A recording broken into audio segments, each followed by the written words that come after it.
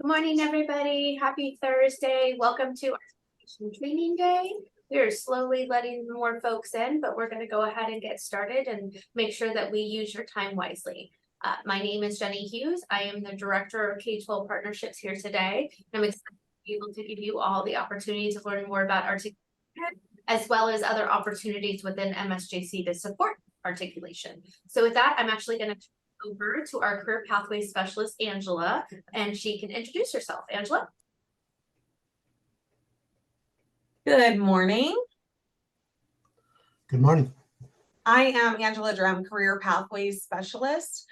So I handle all things articulation and can answer a lot of your questions about dual and concurrent enrollment now as well. So as we go through today, I hope that you guys learn more about articulation, especially if it's new to you.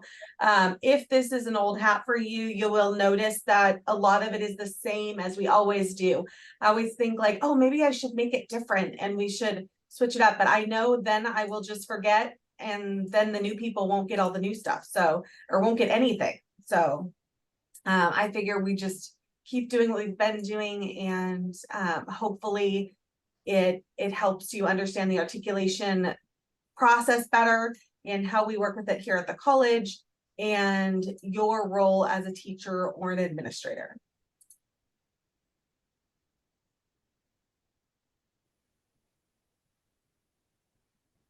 As we go through this, if anybody has any questions, please feel free to add them to the chat. I'm happy to answer them as Angela goes through her presentation.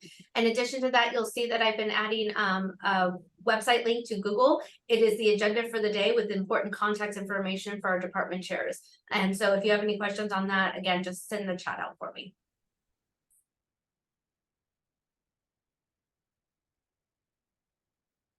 All right, so we're right about 9:03. So I do want to give you guys, we'll give a few more minutes for anyone who's starting a class right now or coming in a little bit late. So we'll get started here in just about 2 minutes.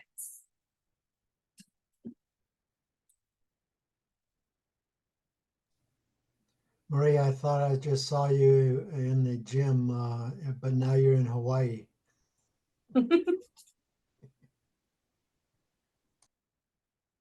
Gotta love these virtual backgrounds, huh?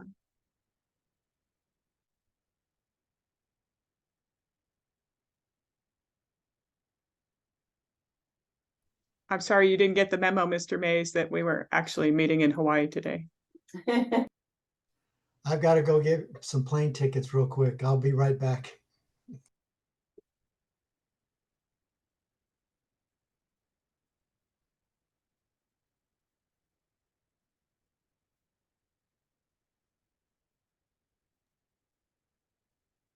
Got about 2 more in the waiting room that we're waiting to join us. Here's the agenda again.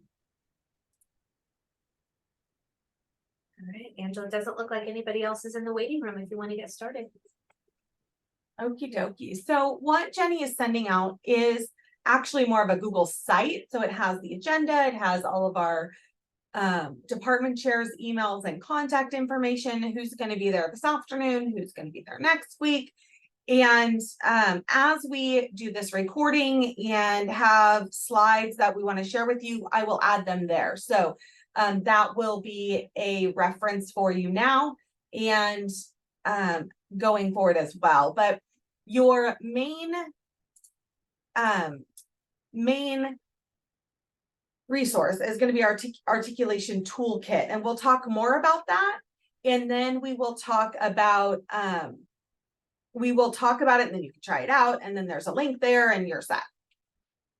Okay, so we're going to talk about what articulation is, the proposal and approval process, and where you can find the information you need, which is going to be that Articulation Toolkit.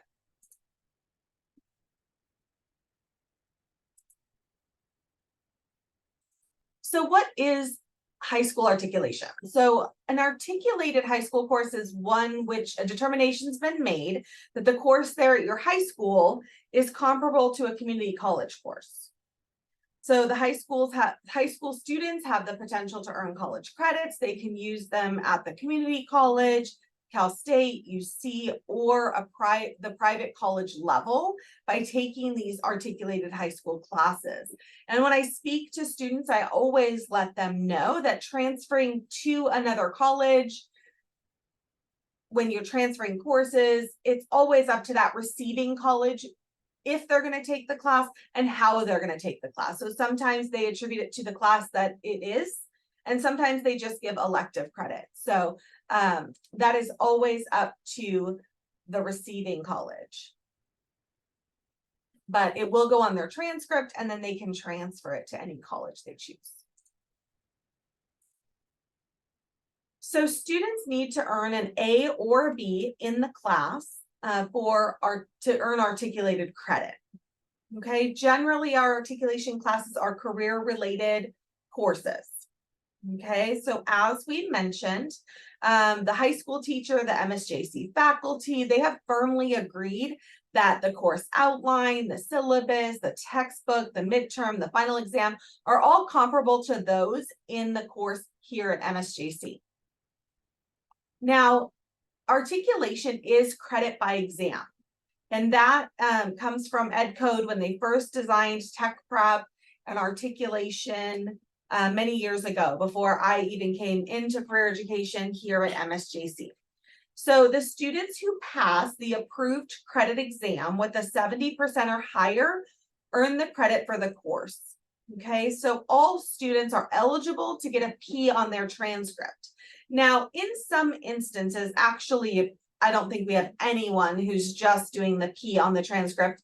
Our faculty have deemed the course eligible for a letter grade. So in these courses, the students who pass the exam with an 80% or above earn the coordinating letter grade of A or B, which is posted on their transcript. So if they get an 85 on your exam, then they can get a B in the course. It doesn't go on their transcript as a P, it does go as a B. Now, because it's credit by exam, the grade on their MSJC transcript is the grade from the exam, not the grade that they get in the course. So sometimes the high school transcript and the MSJC transcript grade don't match. So if a student ever comes to you and asks about that, that's why. And they can always email me at articulation@msjc.edu, and I can let them know, and I can check their MSJC transcript and see how it all went down. So as we talk about CATEMA more going forward later on, you'll see that if you're logged in and you had classes last year, you can't view them from the teacher portal. So I can view them. I can always get that information for you, and then you'll be able to see what you gave them in previous years if I pull it up for you.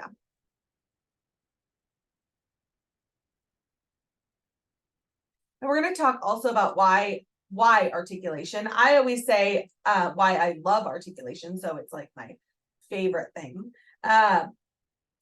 And so we are going to talk about that.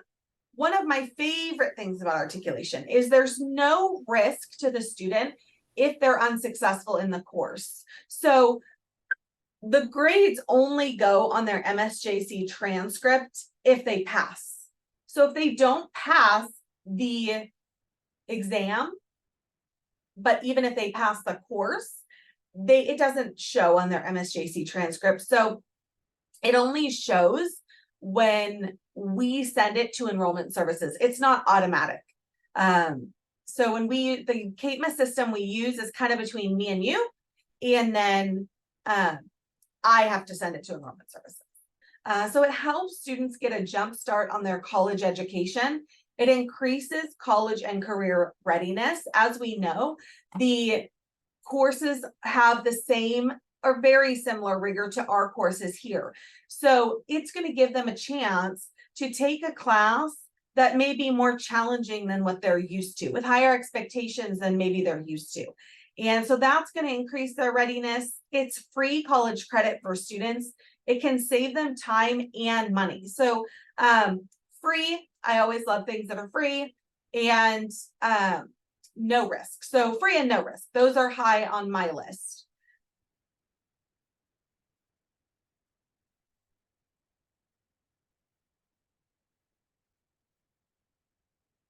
So what is the college and high school course articulation process? So what is the process for getting these classes articulated with the college?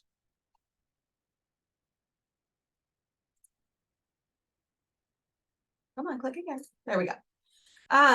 Now, as a caveat, a lot of times we like that the course articulation process all goes through your district, or if you're a charter school, right at the top. So if it comes from your administration, in some districts, they have a CTE lead at the district office that does all of their articulation. And the reason being is because then all of the paperwork, all the emails come from that one common source. They can make sure that they are correct before they send them, and it requires their signature. So it's easier to get their signature if it goes to them and then comes to me. So as a teacher, you can initiate the process, you can talk with that lead and do that, but all of that paperwork should come from one main person at the district, or if you're at the charter, at the head of the your charter. So find out who your CTA lead is if you're not sure. So you're going to review your high school course content and standards and compare it with the equivalent MSJC content and standards. So we used to use Curriculum, and all of our course outlines were there, and we're not using that anymore. So I have access to them in a SharePoint on my end. So courses that we already have articulated have course outlines in the Articulation Toolkit. Okay, so I have put those course outlines in there so that you guys can access them from there. If you want to do a course that's not in there, because we've not articulated it before, that doesn't mean we can't articulate it. It just means I haven't pulled the course outline before. So you can email me and I can email that to you. That is no problem whatsoever. So you want to identify if your course aligns with ours. Now, I'm not a subject matter expert. I always defer to our department chairs when it comes to course content alignment. You also are a subject matter expert at your facility. So you and our department chair are the best people to figure out if the course aligns. Okay. So attending Articulation Training Day is a great start, and you're here. So that's definitely a good start to articulation.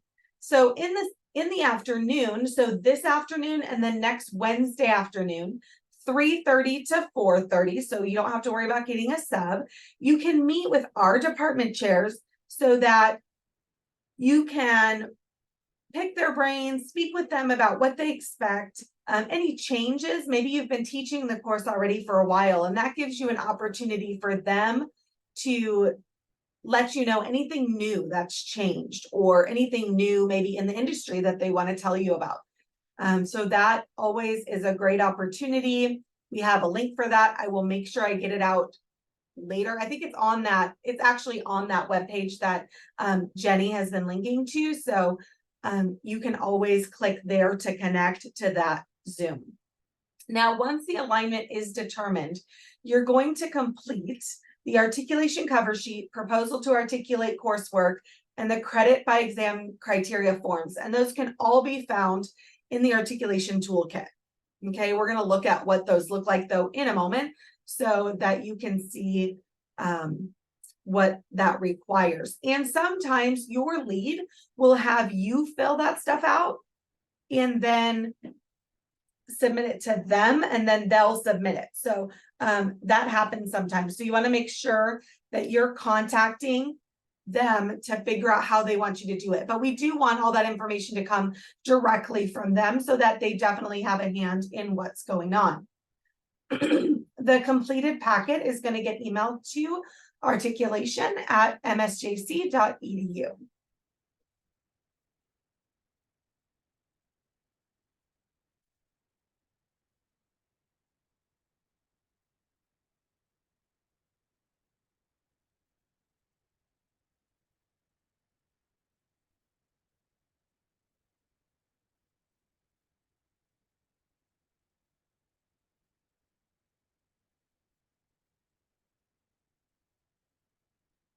So this is what the articulation proposal cover sheet looks like. This signature here needs to be a district signature. Okay, so it can't just be the teacher that's preparing it. Okay, very important. So if you're unable to get a signature, we can talk about that. I can send it to them via Adobe Sign. Just let me know if you need that assistance. Okay, generally we prefer to have it all signed and ready to go when it comes our way, but just let me know on that.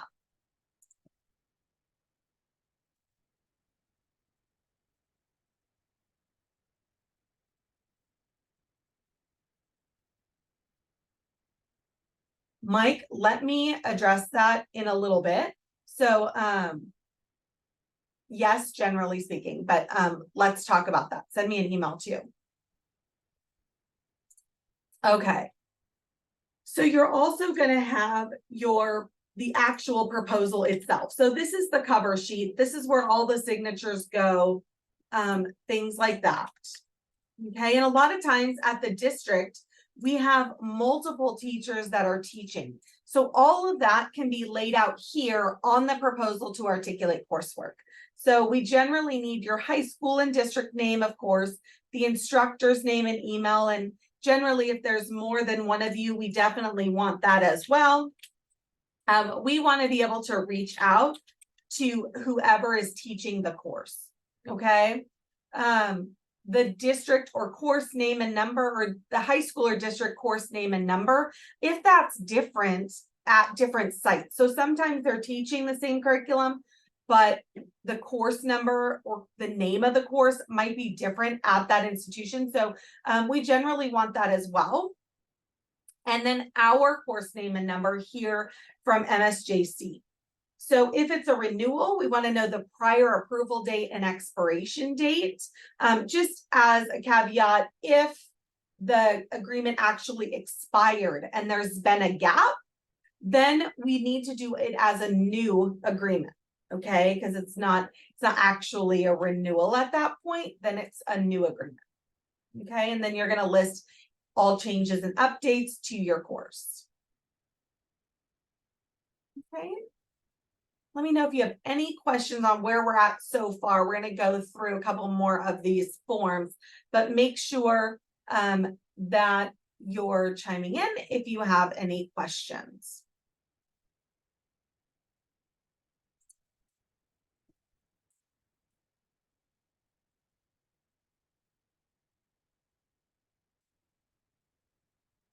So this is the credit by exam criteria form. So this is the form that talks about what you're going to do as an instructor to assess competency, right? So what is your summative assessment here? Written exams, are you going to do quizzes throughout, a portfolio, a hands-on demonstration? Obviously, it varies based on the course, okay? So you definitely want to fill that out so that it's clear to our department chair and to us what you will be using for that credit by exam. Okay, it does ask who's going to administer it and where it will be taken. I can tell you the answer has always been high school instructor and high school name. Every now and then we have the online, if you're doing Project Lead the Way, those courses are just online, or when it's the AP computer science class, that course is just online. It's not a test you're giving in the classroom, right? So, so we definitely want to make sure that that is delineated here. At the bottom, that is determined by the department chair. So we're asking if the department chair here needs to review the exam, and that is a prerogative of theirs, but they haven't been doing that, okay? So, and if the class is eligible for a letter grade. So that's what we were talking about before, okay, was that some can say that it's just a pass grade, but we don't have any that have been doing that right now. Question, how often does an already articulated course have to be revised, or is it just a matter of getting it revised by MSJC in the district? So the agreements last for 3 years, except child development, that's 2 years. So they last for 3 years, and every 3 years you need to do a renewal, yeah, like we mentioned. And so then when you do the renewal, you will it will go through the process again. That's so that we can verify that the course is still offered, that we haven't made any vast changes, because sometimes that happens. And you can always see that in the new course outline if we have a new one. But you will, but yeah, that happens every 3 years.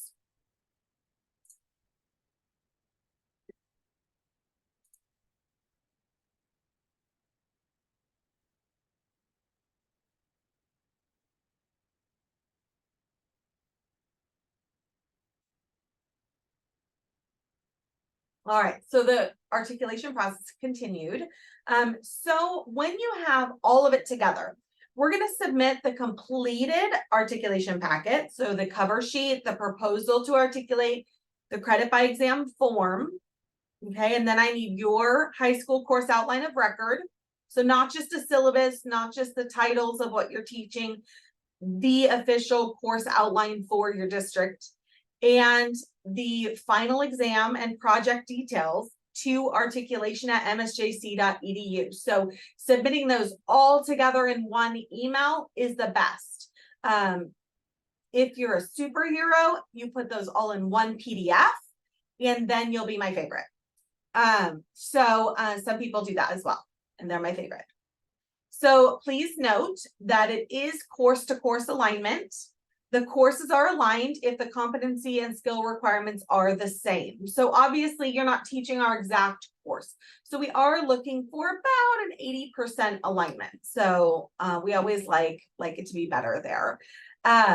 We do use the credit by exam process. So again, the final exam grade is the one that will be posted to their MSJC transcript. Okay, as long as you, the teacher, recommend them. Okay, so they should adequately measure a student's mastery of the course content. And then the agreements will be reviewed periodically. So every now and then, not often, but every now and then, something changes on our end, and we would have to end the agreement early. So obviously we would be giving you notice on that. It's not going to be a surprise. So it won't happen like same year. It would always happen the previous year. But we do review them periodically for changes, or if something changes in our course catalog. But other than that, your agreements are good for 3 years, except child development is 2 years. And then you will renew that.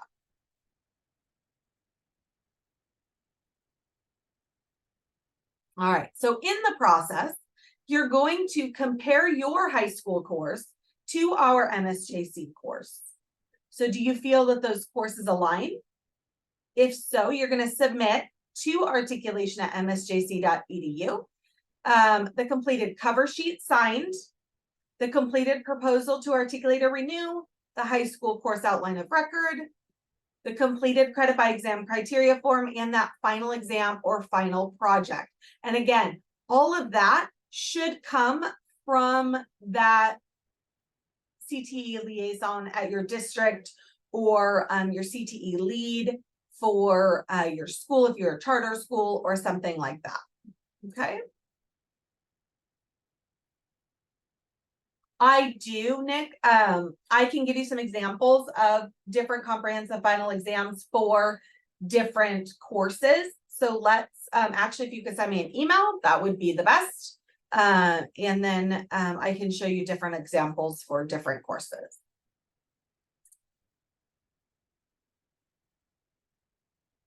All right. So you're going to submit that packet to articulation@msjc.edu. And then that complete packet and signature page are going to go to the department chair, the academic dean, And then it goes to our Career Education Advisory Committee as an info item and the Curriculum Committee as an info item. And then it's signed off by the VP of Instruction. So there is a signature there for the chair of the Curriculum Committee to make sure that it's gone through that process. And then it's signed by our VP.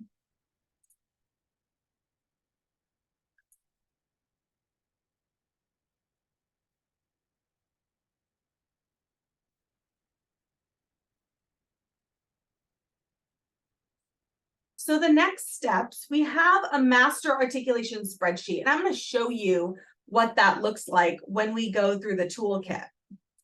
Okay. And you have access to that here in that toolkit. Yes, I'm actually going to share the whole PowerPoint as well, Zaina, so that we have all that, but it's also in the toolkit. So on the master articulation spreadsheet, you can see the proposals, the renewals, what's active. One of the things that's useful about that, we'll talk about when we get there, is that you can see what kind of courses we already have articulated. A course that's been articulated before is much easier to get approved than a brand new one. Okay, so we're going to have that copy of the signed packet. And then we return it to you once it's all signed and fully approved. Okay, so once the agreement is effective, we ask that you create or update your teacher account in CATEMA, and we're going to talk about CATEMA a little later on this morning. And then have students start completing the MSJC application, create their student CATEMA accounts, and enroll in their course in CATEMA. So then you as the teacher will accept the students into your class. So you always want to be comparing that with your roster. Okay, it's really easy. It just says yes or no, they're in your class. If a student were to drop from your class, you just switch it to no, and then it takes them out. So it's super easy. Don't fret about that. You just want to make sure it matches your roster. Then at the end of the year, you're going to report grades and credit recommendations. They're in CATEMA, okay? And then that is accessible to me as well. So that's what I am checking at the end of the year to have grades posted.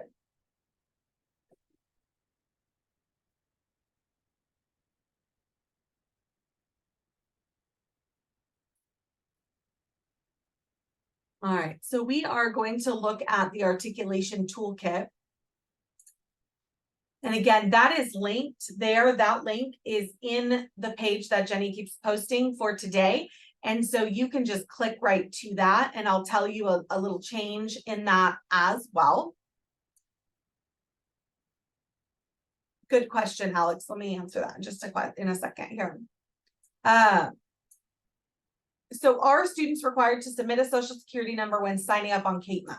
So before a student can create a CATEMA account, okay, they need to apply to the college. Okay, so when they apply, it asks for their social security number. They can apply without submitting their social. Okay, and so when they do that, everything works out fine generally. But if they were to come to MSJC and they wanted to do financial aid, they would need social security numbers there to make sure their stuff's all matching up. And they can add that later. But yes, they can get through the application without it. So they do not need to have it.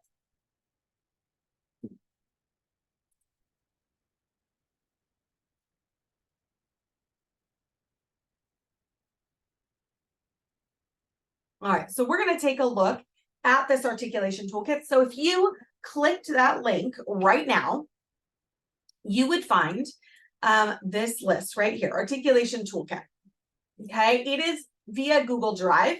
And so that is live. So if anything there changes, I will update it for you.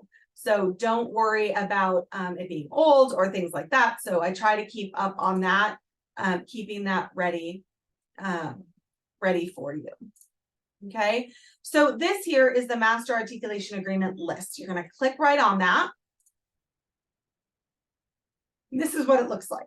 Okay, so right now, if you went in there, it's sorted by expiration date. I think it's not editable by you, but I think you can resort it just on your end. And so usually I have it sorted alphabetically by school district. But like I said, you can see what your district has, what other districts have, and things like that. So that is very useful there.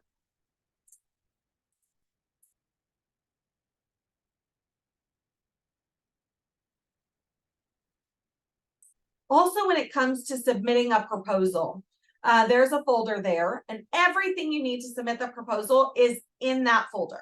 And it looks like this. It has all of the forms you need, okay, and the instructions, which is the very top one. And that's going to have that, that checklist on what you're going to submit, okay?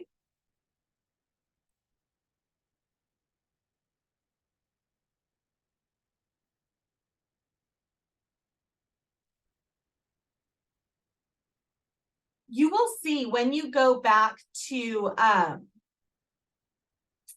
the agreement, not this one, okay? So we have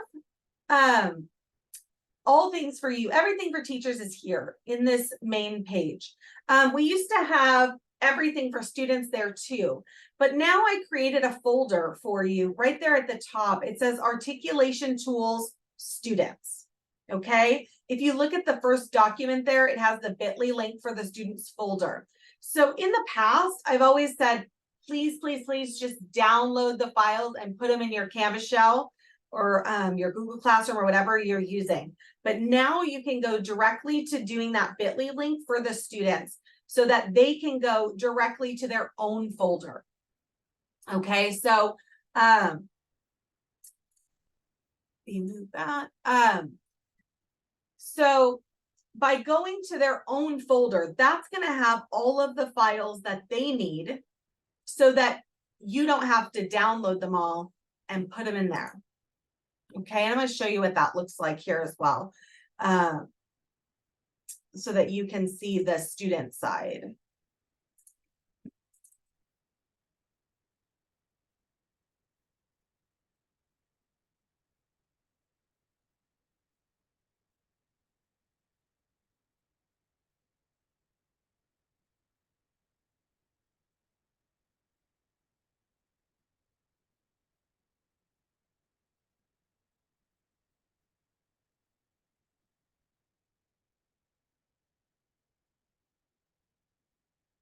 All right.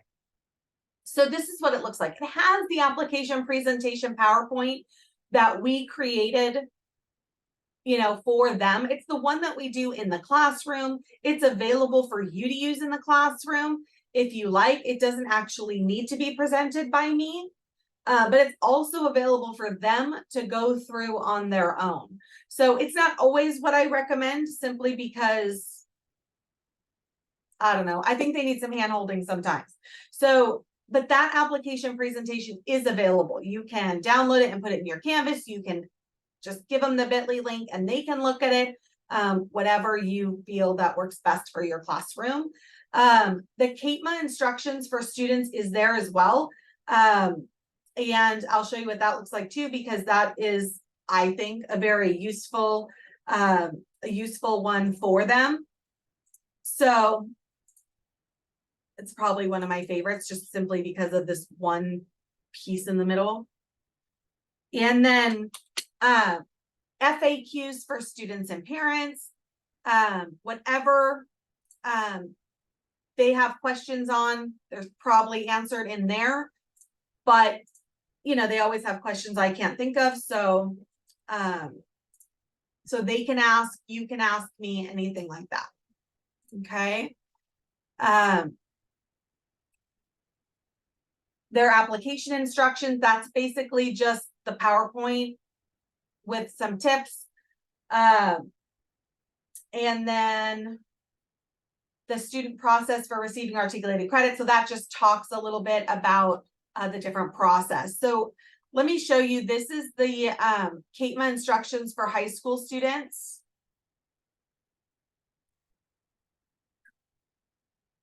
This part right here in the box is the most useful part. And it's what I email to you or to students if you email me with a question or that the student isn't getting their ID number or things like that. So before doing their CATEMA account, they need to have their MSJC student ID number. When they apply, they are going to get an email that says, thank you for applying. Then 24 hours later, within 24 hours, they get one that says my MSJC account activation.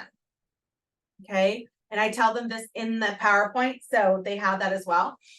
Some students don't get that because their application got hung up in the process. And I noticed last year that that was happening a lot when students chose undecided for their major. Okay, because it was, I don't know what it does. It like flags fraud, or I don't know. But I tell students, pick anything you want. You can get a certificate in dance. Okay, it's fine. But you have to pick something. Don't just put undecided for your goals and undecided for this. Just please pick something. And because it helps it go through. Also, sometimes those emails go to spam.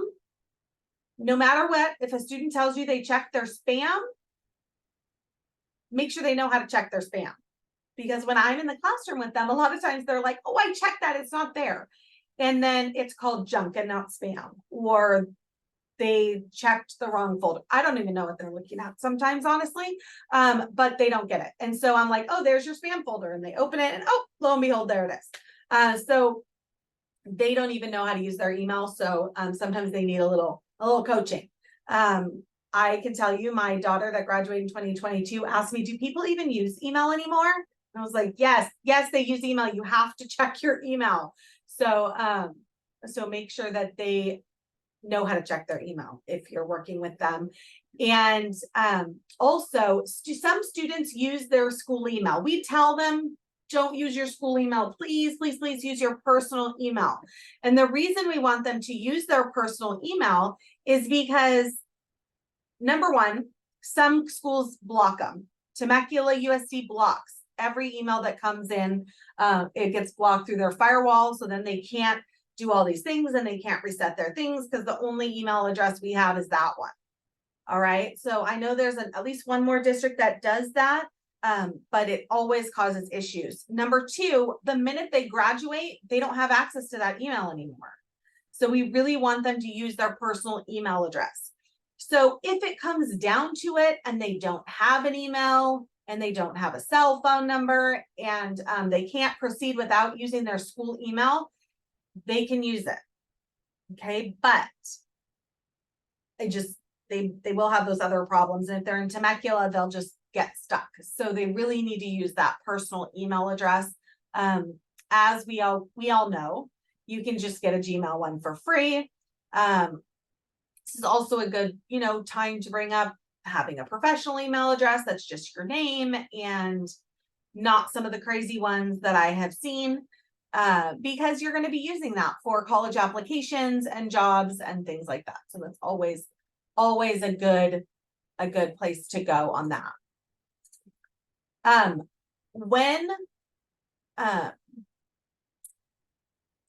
When you look here and they can't find that email still, okay, it says here, are you sure you completed and submitted your application? So they will say yes. All right. But a lot of students do the CCC apply account and then they think they're done. So I have them log back into CCC apply and verify that they submitted the application. Okay. So it'll say my applications, it'll list all their account information, then submitted applications. If they submitted it, it'll be there. Okay, so if it's listed under in progress applications, they didn't finish and submit. So sometimes the bell rings right when they're done and they just close their computer and then they leave, and in their brain they think they did it and they didn't. Okay, so sometimes maybe they missed a part. Usually it's more that they got distracted and realized they didn't finish. So if they just did that, they can resume the application. Over time, it expires, and I don't think it's very long. I think it's only like a month or so. And so then they need to start a new application at the top of the page. So one of the things, if you spend a class period doing the application with them, teachers, if you do that, okay, checking this stuff can be a warm up for another day. Creating their CATEMA account can be a warm up for another day. It's super easy and quick. The application takes longer because, you know, you're trying to get them all through it at the same time, and somebody's computer died, and so they had to start over, or they forgot to pay attention for 3 slides and then they're behind. So it always takes longer to do the application workshop, and I can do it with them in class if you like, via Zoom or live, so in person. So that's always an option as well. But it does really take one period to do the application, and then making sure they have their ID number and creating their CATEMA account can be done as a warm-up, super quick. Okay. But before you do the CATEMA, definitely verify that they have their student ID numbers. MSJC student ID numbers are 7 numbers, the first of which is a 0. So if they have anything else besides 0 something, it's wrong. Okay, so we always want to say 7 digits, starts with a 0. Generally, it's right now we're in like 07 because they're all go in order. But I've seen some random ones that people just did, and it starts with 01. So I don't know what happened, but they decided to start filling in the blank ones, I guess. So, and they as in like enrollment services or something like that. I think it's all done on the computer, but so generally it starts with a 0 though, always a 0. If it has letters, it's not it. That's the CCC ID. So you definitely want to make sure they have their MSJC ID number and it starts with a 0. They need that to do their CATEMA account. So if they've confirmed that the application was submitted, they can retrieve their MSJC ID number via self-service. And so there's some directions there on how to do that. If they still can't do it and they need help, they can use the self-service tool with MSJC Technology Support Services. Okay, you can email me and we can try to figure it out, but tech support can also help if you've already gone through the process to see that it's been submitted. Okay? Questions there? I know that one's a lot.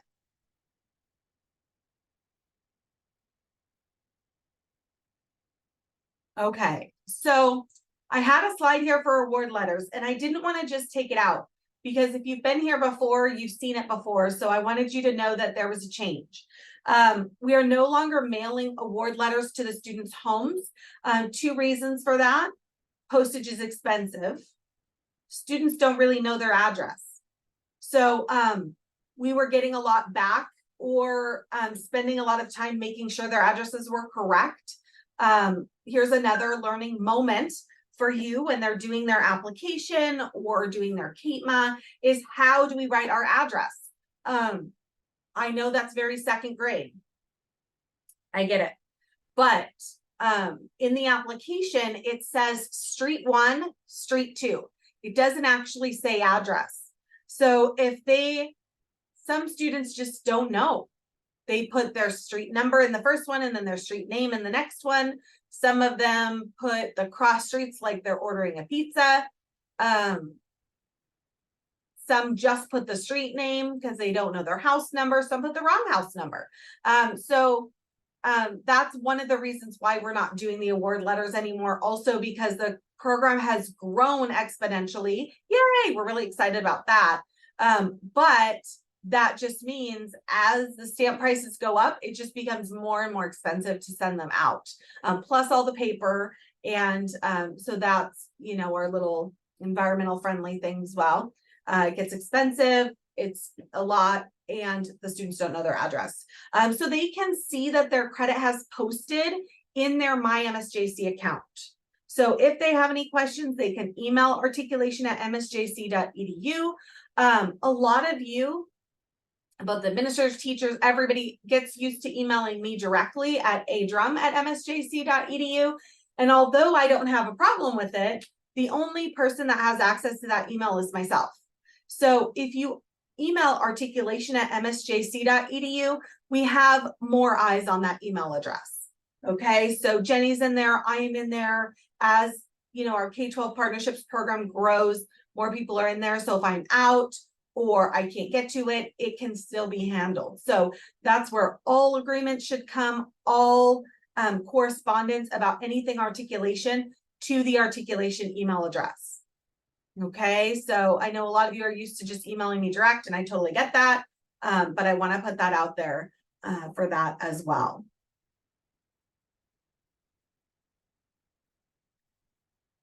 As I mentioned previously, we do have articulation outreach. Okay, so that's me. And then I can come out, or we can do it via Zoom. Okay, class period presentations on the MSJC application and CATEMA.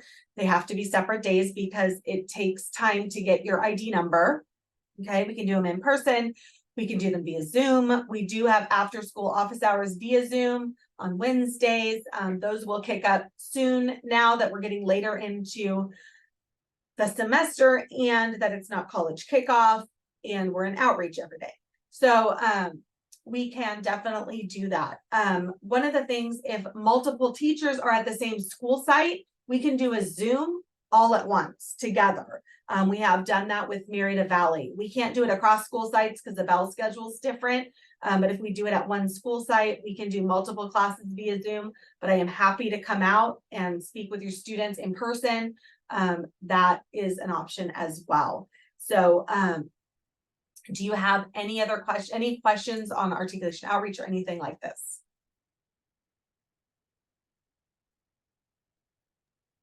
There is a question, remind us how students can access their My MSJC account.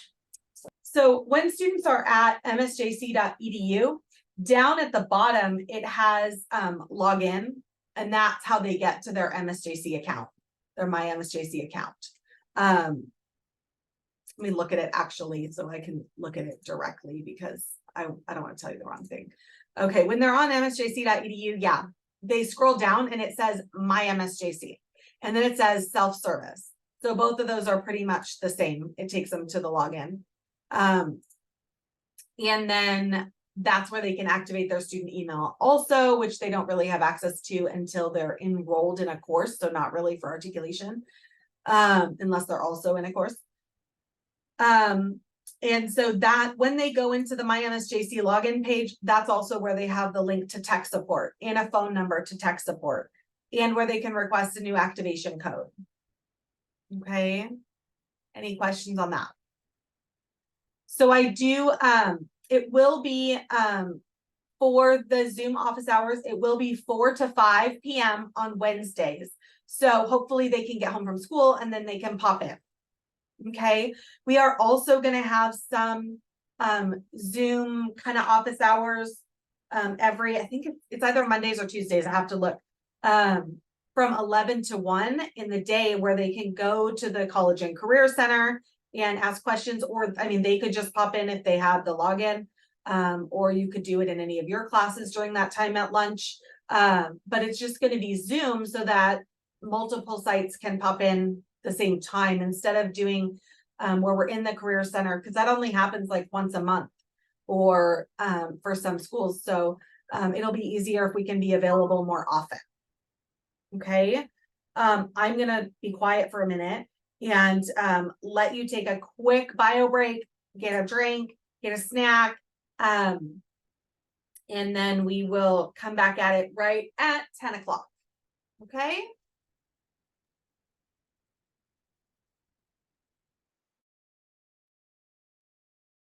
Angela, can you pause the recording?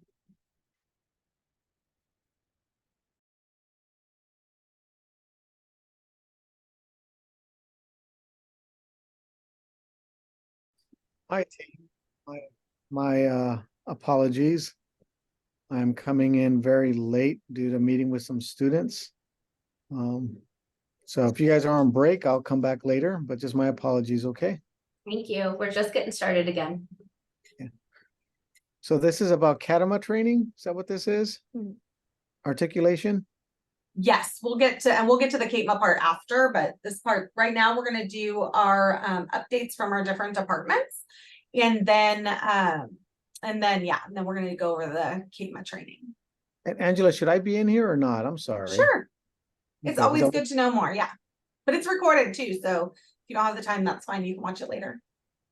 Okay, thank you. I appreciate you guys. You're welcome. Okay, so we're gonna do a little switch over. Angela did a wonderful job going over articulation, what it means to have an articulated course and how to get started. So I'm gonna go ahead and start talking about the other early college credit opportunities we have through dual and concurrent enrollment. And Angela has the presentation, so next slide, please. Look, she's a Vanna White today. Okay, so there's lots of different opportunities for high school students to take early college courses through MSJC. So we have the three main ways, which is articulation, we just spoke about that. Our traditional concurrent enrollment opportunities, where students are taking classes through MSJC outside of their traditional school day. And then dual enrollment, where we find faculty at the high school site that meets our minimum qualifications that teaches our course for dual credit. When any high school students are taking early college credit, the $46 a unit is waived for those high school students, so there's free of tuition cost. But in this instance too, we really need to pay attention to the fact that in some cases there could be costs for either the textbook or the mandatory fees that we have here at MSJC. Okay. So what's the difference? I'm sure a lot of you have heard both dual enrollment and concurrent enrollment interchanged, right? A lot of times they'll say dual enrollment when they mean dual credit. They'll say a concurrent enrollment during the traditional school day because they're concurrently enrolled in two sections. So this is how MSJC defines concurrent enrollment and dual enrollment.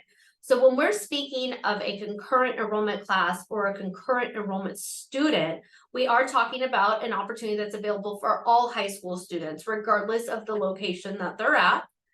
They are accessing our MSJC course offerings, and it's outside of the regular school hours. And I know in some cases, students will have like a 0 period or a 7 period.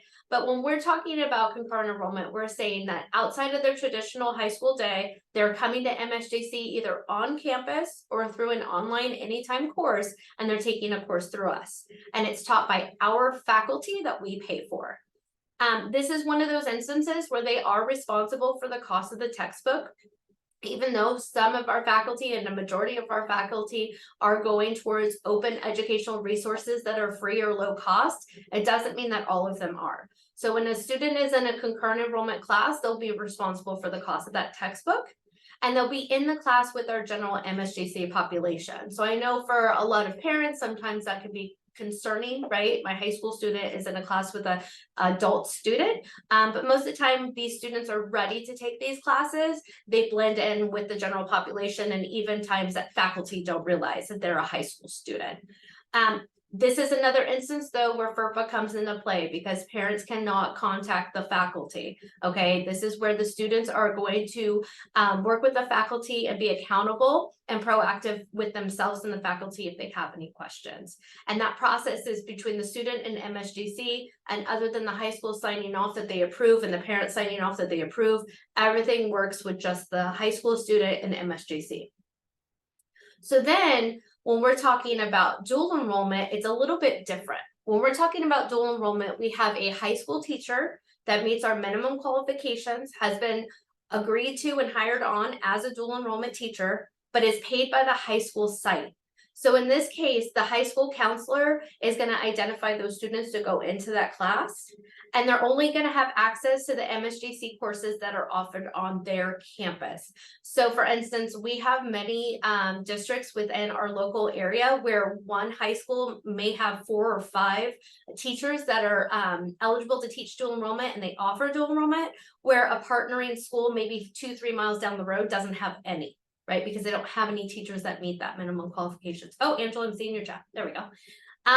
Students are going to attend that dual enrollment course as a part of their traditional school day. So third period English 101 taught by that high school teacher that meets our minimum qualifications.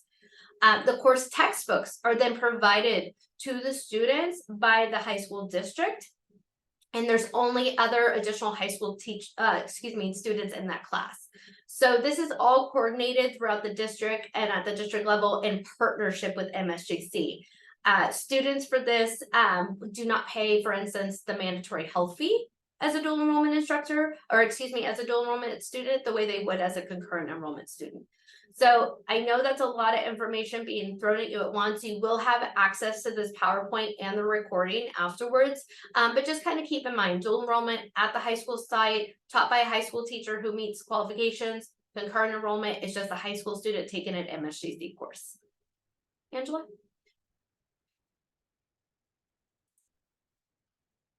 So here's the concurrent enrollment info that's super important for all counselors and teachers or anybody that works with a high school student should know. So the number one process, same as articulation, you need to apply to MSJC and they need to complete the orientation. And what that does is once they complete the orientation, it actually triggers so that the students can get a registration date. If the students do not complete the orientation, they'll never get a registration date. They never get a registration date. They can never register for the classes. So even if they submit those required documents that we're speaking about, they wouldn't be able to register without completing orientation. So required documents, what does that look like? So we have what's called a school parent agreement form. It's up on our website. It's only up for a short amount of time. And we have a very, very short submission window. And we do this primarily because both the high schools and ourselves deemed it necessary in order for those students to be served properly. So that school parent agreement form can be downloaded. They can go and they can fill it out in conjunction with their high school counselor. Their high school counselor and their high school principal will sign off as well as their parent or guardian, and then they will submit that through our student support hub so that they can have that all processed. We do not email the student and say, hey, congratulations, you've been approved for biology or whatever it is that they requested. They will check their outcome via their My MSJC account under petitions and waivers. And I believe that Angela did show or will show you that information. If they're approved, they'll register into those courses and pay the fees. So there's two fees, the student government fee and the student representation fee. I think it's a total of $9 that those students can waive before registering. But as a concurrent enrollment student, the RTA bus fee and the health fee are mandatory fees. But that does mean that they have access to the RTA bus and they have access to our student health center. They do need to pay those fees, but they will not be dropped if they don't pay those two fees, the way you're dropped if you don't pay your tuition. Another thing to keep in mind too is we really encourage, there's several little lines within that school parent agreement form for different options of classes. We do encourage the students write in alternates to the classes that they are looking for, because if that class is full and they only put that one class and they were only approved for that one class, they cannot come back and make any changes to that school parent agreement form to change or update their options. Okay, so always they'll just put extra classes on there just to be safe. The submission window right now for spring 2024 is happening. So we released those school parent agreement forms on the 16th of October, the day the schedule came out, and we're accepting them between October 30th and November 30th. We will not process, approve, or take any concurrent school parent agreement form after November 30th. They will be denied. We're tentatively looking at summer, actually that should be summer 2024 and fall 2024. Apologies, we'll fix that on the next slide. We'll start doing that April 1st, ending on April 30th. And for fall 2024, it's so weird to say, we'll start accepting on June 1st and stopping on June 30th. Please keep in mind too, when you're looking at these tentative dates, that you just need to keep in contact. And if you have any questions, you can always email Articulation or K-12 programs. We'll get to that in just a moment. Next. So dual enrollment. We went over concurrent enrollment. This is traditional dual enrollment. Students are going to start out by meeting with their high school counselor. A lot of times, speak within your district, speak within your sites. A lot of times there is an identified dual enrollment counselor within your site. But students are going to start there and start that conversation. They're going to complete the required forms. We shorthand that school parent agreement form as a SPA. Like Angela and I always say, going through those SPAs, not very relaxing, but hence still a SPA. The counselor and the program coordinator at the high school will gather that school parent agreement form and they will submit them to MSJC directly to us in a different format. We will then register those students into the courses. We have talked about students registering themselves into their dual enrollment courses. Definitely something we're going to look into because it's really good practice for once they graduate high school and go into college, that they understand that process of how to register themselves. Once that MSJC personnel has registered the students into their courses, we would then notify that program coordinator or counselor at the site that the registration is complete. Sounds simple, it's actually a lot. So just kind of keeping in mind that each step of this process is lengthy and there's a lot done on the back end in order for that student to be able to take that course. Next. So we do have information on our website. Our website is always the best place to start, and we actually have a webpage specifically for high school students. Within that webpage is not only the steps to enroll, we have steps 1 through 10. Each step has directions starting with the application and then the orientation. But we also have a lengthy FAQ section. So most likely the answer to your question would be within that FAQ area if you just go through it. And then we also want them to start with their high school counselor. Those identified high school counselors on the site do have a direct link to us at MSJC, and most of the time probably already have the answer for you because they've done this once or twice. For dual enrollment, always start with the high school counselor, then come to MSJC. If you are staff at MSJC and you have a specific question about dual enrollment, you can go and email us at k12programs@msjc.edu. This is just for counselors and staff. This is not for parents. If you have a student or a parent that has questions, they have their own email address. That's k12studentinfo@msjc.edu. Both of those, thank you. Both of those email addresses are a shared email addresses that are monitored by the entire K-12 team. So it's including the counselors, the enrollment services, Angela and myself. But we separate them for a reason. And the reason is we identify who's going to monitor what and who's going to answer what to the best of their ability. So we really encourage, do not give parents K-12 programs email. What we'll do is we'll just, if we see it's a parent question, we'll forward it to the K-12 student info email ourselves. So just kind of keeping that in mind. Next. I'm talking. That was all of it for you, Jenny. Do you guys have any questions on that? I did see a question in the chat. I'm not sure if it got answered. I think I got that one. Let me Okay. see. Yeah, I saw it in the Q&A and I answered it. So the question was, it was just about for the counselors about what they could be approved for. We will be available. I think Jenny and Carla and myself, at least, will be available on December 21st, which is the registration date for students for Concurrent. And you guys are all on Christmas break. So we will be here. We will be available via Zoom, and we're always available via that K-12 student info. So they can ask questions via that on any day, but we'll give you information on that Zoom for the 21st in the next month or so for those students that are registering. So to answer Ron's question, yes, the approval starts with the department chair, but then it also has to go to the dean for approval as well. They also have to meet minimum qualifications to get through NeoGov, which is our application process. All right, well, any questions, put them in the chat. I'm monitoring it. Thank you so much, everybody. Nisha, are you here?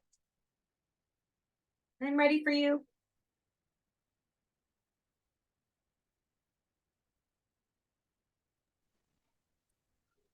I am sorry, my Awesome. mute button would not unmute. Yeah, you know. Good morning, everyone. My name is Nisha Hill. I am the Job Developer and Placement Coordinator for Mount Jacinto College. Next slide, please. So I would like to introduce you to our apprenticeship director in work-based learning. Her name is Tanya Burke. Tanya and I both are housed at the Menifee Valley campus. However, we are district-wide, so we do serve the Temecula campus, the Menifee campus, as well as the San Jacinto campus and surrounding areas. Next slide, please. I introduced myself. Next slide. There's my contact information. And the services that we provide, so we provide career and employer services. So any of your students that are currently enrolled at MSJC will be able to connect with myself and our department if they're interested in receiving career services. We have an online job board for students to be able to research opportunities such as full-time, part-time, internship, apprenticeship opportunities, volunteer, unpaid and paid internship opportunities. Students will have access to this information if they sign on through their single sign-on once they have a MSJC student ID number.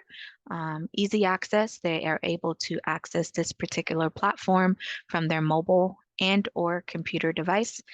So students will be able to see these opportunities, upload their resume, request any information that they're looking for, connect with any employers. Currently, we have over 1,000 employers that have activated their free business accounts on this particular platform so that students are able to network, connect, and learn about opportunities throughout the entire region.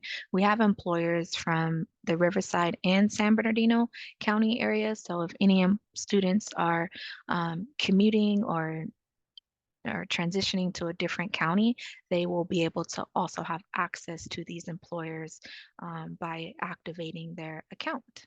Next slide, please.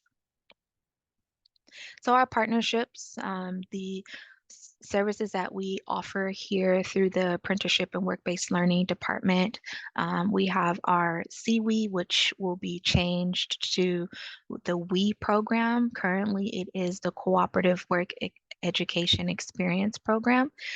It will be changed to WE. We're just taking off the cooperative piece.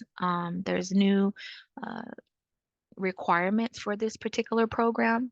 We have apprenticeship as well as myself, the job developer, where I assist and support students in job placement and also career development. So assisting students with identifying their career development plan, helping them. Here at MSJC, we have milestones, 3 milestones. So when your students transfer to MSJC, they would learn more about the career milestones. The milestones that our department focuses on is the build and prepare milestone. So within the build and prepare, students are able to build their skills to be prepared for those opportunities in the community. So the WE program is our internship program where students are able to connect with employers for, you can go to the next slide, sorry. The WE program is an opportunity for students to gain college credit courses. They will have to complete 49 hours per semester. Our semesters are 18 weeks.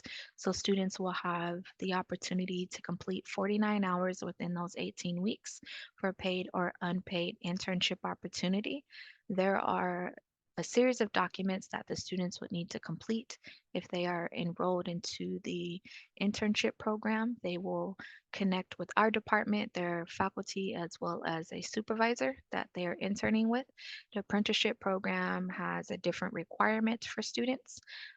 Currently, our 2 active apprenticeship programs that we have is the automotive department as well as our water technology department. So we are building relationships with employers from both entities so that students can have that exposure and experience and be able to earn while they learn, while they are enrolled into our apprenticeship program. excuse me. And then we have job speakers. So that is where students will be referred to, if they're not referred to our department, to look for opportunities outside of connecting with the apprenticeship and work-based learning department. Next slide. Our upcoming events that will be happening here at MSJC. The first flyer that you see is our Inland Empire Desert Region Virtual Job Fair. There will be 5 colleges participating here. So students that are interested in learning more about business management, business administration, criminal justice, administrative justice, or child development will be able to participate in our upcoming job fair, which will be on Monday from 10 to 12. They will have access to connecting with recruiters and hiring managers to present their skills and present their professional self.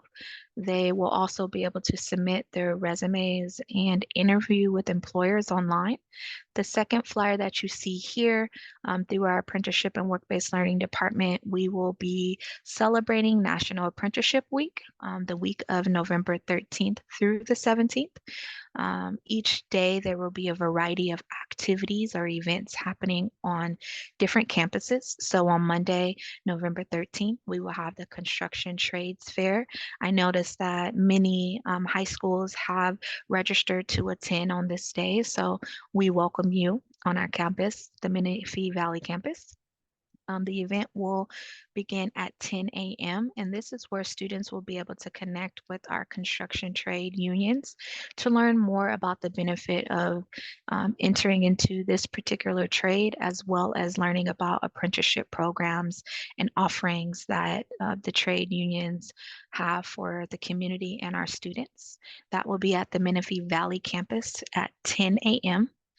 The second day, which will be November 14th on Tuesday, you will return back to the Menifee Valley campus and we will have a second recruitment fair to support our apprenticeship program. So Tesla as well as Pepsi will be here. Pepsi will be hosting in-person interviews for students that are interested to that are interested to secure job placement with Pepsi. So they will have an opportunity to apply for the position as well as interview with hiring managers. There will be 5 hiring managers on site. And that event will also begin at 10 a.m. On November 15th, it is our apprenticeship summit, and the third flyer that you see will be the flyer encouraging you to participate, to come and hear from our California Labor Secretary. He will be our keynote speaker. We will also have a panel, have students speak about the benefit of the apprenticeship program, and you also will be able to network with other individuals that are wanting to learn and partner in regards to apprenticeship. On November 16th, we will have a meet and greet where you will come and meet. November 15th will be at the Temecula Valley campus at 8:30. On November 16th, you will be able to meet our team in our department at the Menifee Valley campus. And I noticed that a few of you registered to attend there. That will be here again at the Menifee Valley campus at 10 a.m. And then on Friday, we're closing out at the San Jacinto campus, and we will be hosting the Automotive Apprenticeship Open House, where you will be able to connect with our automotive faculty and our students as well. And our Director of Apprenticeship will be there to welcome you on our campus. So that will be at the San Jacinto campus at 1 p.m. Next slide, please. And last but not least, we also will have Caltrans be on our campus at the Menifee campus, November 29th from 10 to 11. There will be a recruiter talking to students about internship opportunities, volunteering opportunities, community service, and how to apply for state positions. This is an opportunity for students to learn, to network, and to build their skills if they're interested in working for this particular entity. It will be again here at the Menifee campus from 10 to 11. So if any of you are interested and would like to participate, please feel free to reach out and connect with myself and or the Director of Apprenticeship and Work-Based Learning. Last slide. And here are 2 QR codes. I know that you will be receiving this recording as well as the PowerPoint, but if you want to scan now, you can.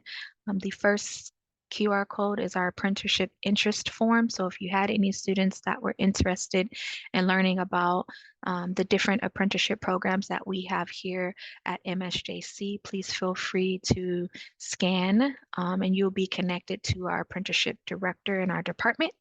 If you're interested in attending any of the apprenticeship events or activities that will be happening in a week or so, please scan the QR code. And that is it for me. Thank you. Any questions? There was a question for you, Nish, in the Yes. chat. It says, I think I heard that a student needs an MSJC account to log in to have access to this information. Is there a link high school counselors can see which would show us what students see when they log in? Very good question. There is not a link, but we can create one.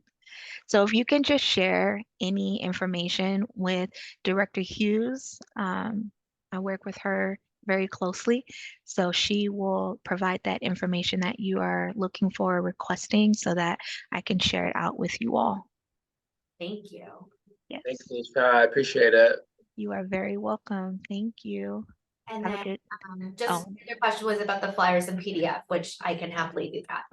yes, absolutely. I can get them over to you. Perfect. I'll add them in the chat. All Any other right. questions? This is And we great. can put that in, we'll put it in the page too. The Google page. Yeah. Yeah. Wonderful. Thank you, Nish. Thank you. Have a good day, everyone. Bye. Bye. Okay, where am I? I got lost. Okay.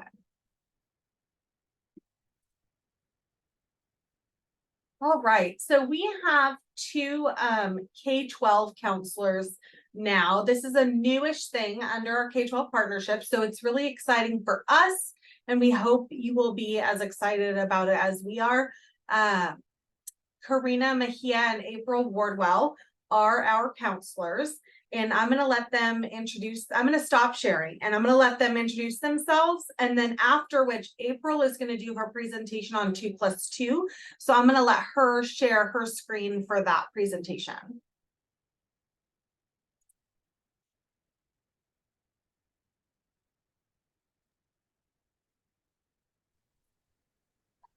My mute button wasn't working either.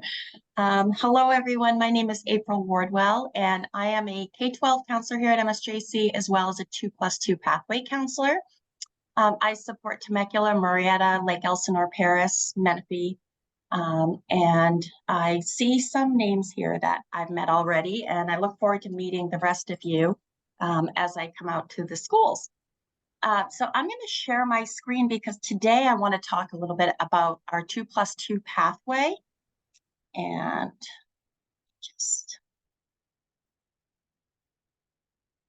all right.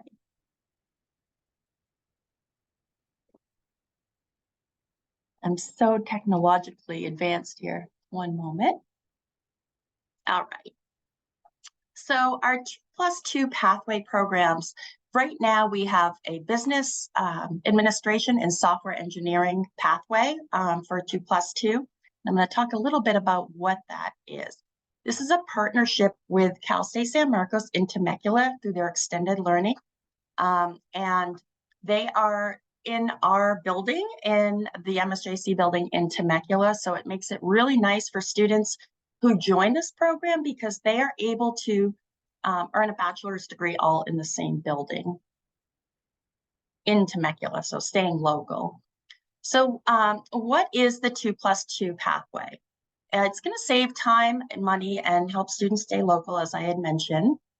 It provides students that are interested in earning a business degree the opportunity to graduate in 4 years. Same with software engineering. I start with business and then we'll talk about the software engineering as well. So the first 2 years will be at MSJC, where students are going to earn multiple associate degrees. They will earn an AST, so an associate degree in science for transfer and business administration, as well as an AAT in economics. So upon successful completion, students have guaranteed admission to CSUSM in Temecula. And as you know, guaranteed admission is almost unheard of, right? So to know that students are able to plan early on where they will be transferring. So the second 2 years are going to be at CSUSM Temecula, where they will finish their BS in business administration. So how does it work? Students are guaranteed seats in all their courses at MSJC. They're provided with academic advisors at both institutions. They're offered their guaranteed admission, as I had said. Students can use financial aid at both institutions. And students that do not receive aid can still save money at MSJC with the MSJC Promise. And their guaranteed admission is contingent upon maintaining a 2.5 GPA in their core courses. And I'll go over what the business core and the software engineering core courses are, and then a 2.0 in their general education. So as I had mentioned, for the business administration degree, students will also earn an AAT in economics, as well as their CSU general education certification. So these are the business core courses that students would need to maintain that 2.5 GPA. Look at that. So once students transfer to CSUSM in Temecula, it is a full-time daytime program.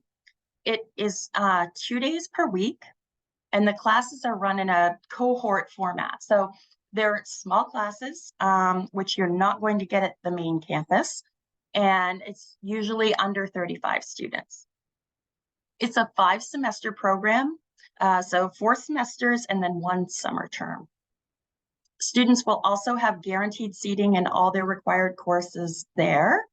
And, you know, of course, it avoids impaction. Business administration is an impacted major. Students must earn grades of C or higher in all their business major courses, and applicants are admitted fall and spring semesters, which again is at main campus, usually it's fall. And that's it.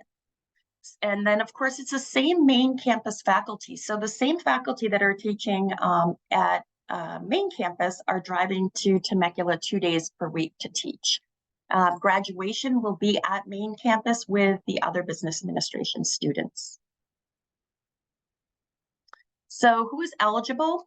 Students must have no more than 15 units.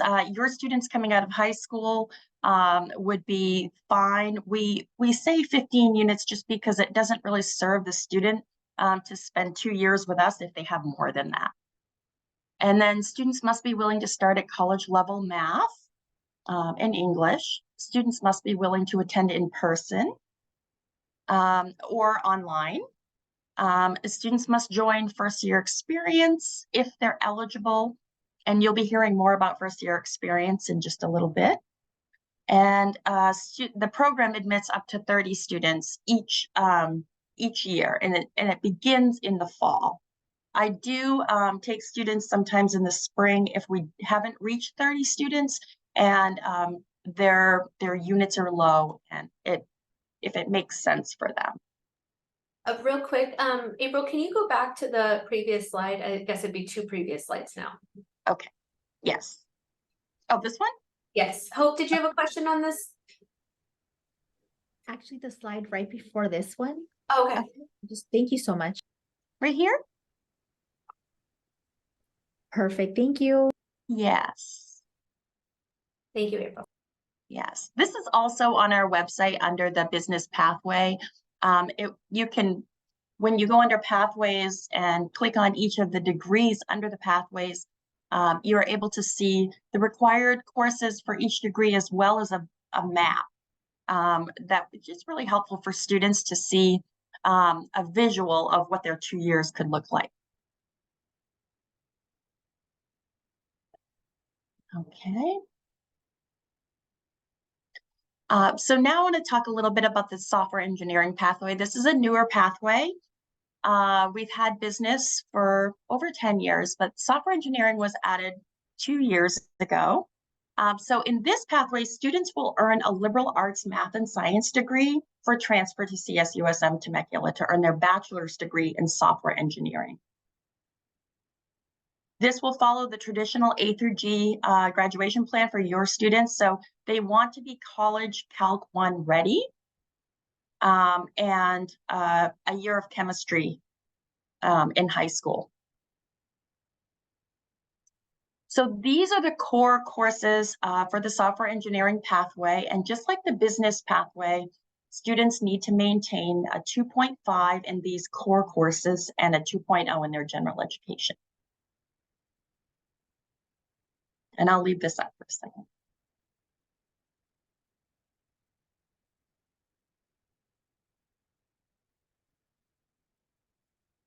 And that's it. Unless anybody has questions, I will put in the chat my email.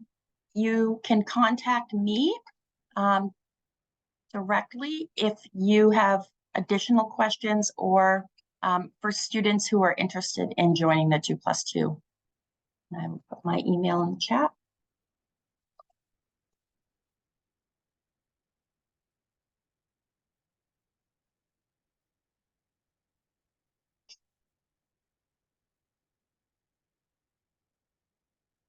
Great. Yes, so the students will email me to apply to the program.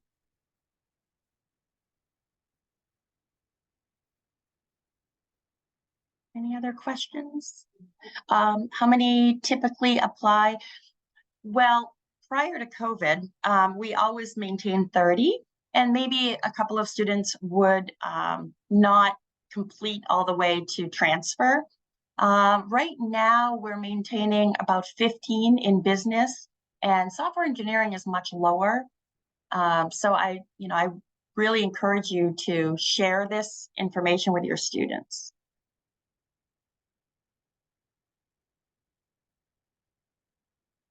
So 30 per program. Great question.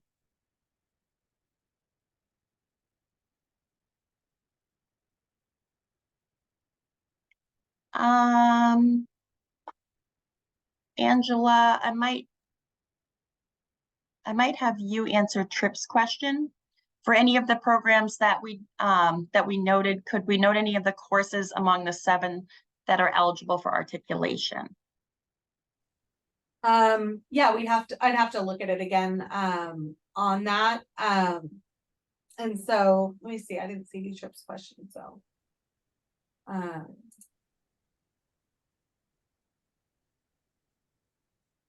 was it directly to you, April? I'm not seeing it.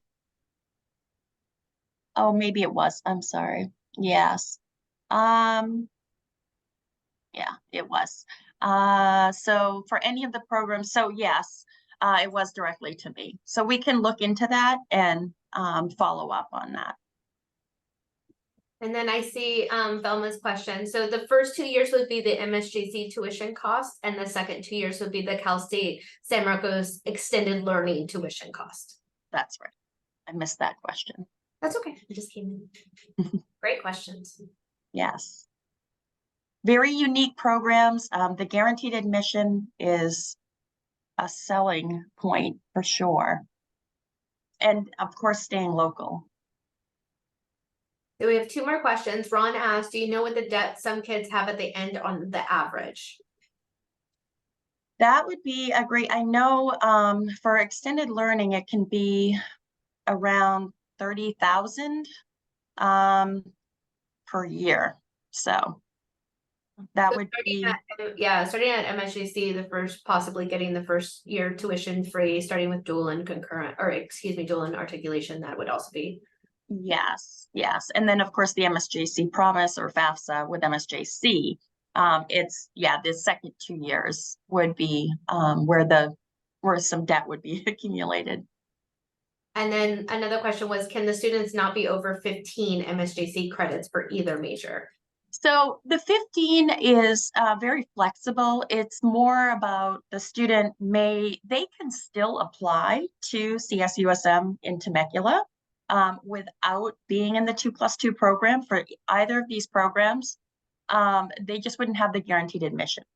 And then of course, CSUSM also waives their application fee if they're in the 2+2 program. So if a student has earned much more than 15, they can still be planned for the same degree, apply there for transfer. It's just that they wouldn't have the guaranteed admission. And the 15 is just, it's a baseline that I look at because it's just not going to help the student to stay here for 2 years if they could be complete in a year or year and a half. And I also want to point out, I'm not, April, you probably did, but we were talking Cal State San Marcos faculty driving up from San Marcos to teach the classes at the. Yes, yes. You're getting the exact same education and staying local than if you were to drive to main campus. Any other questions?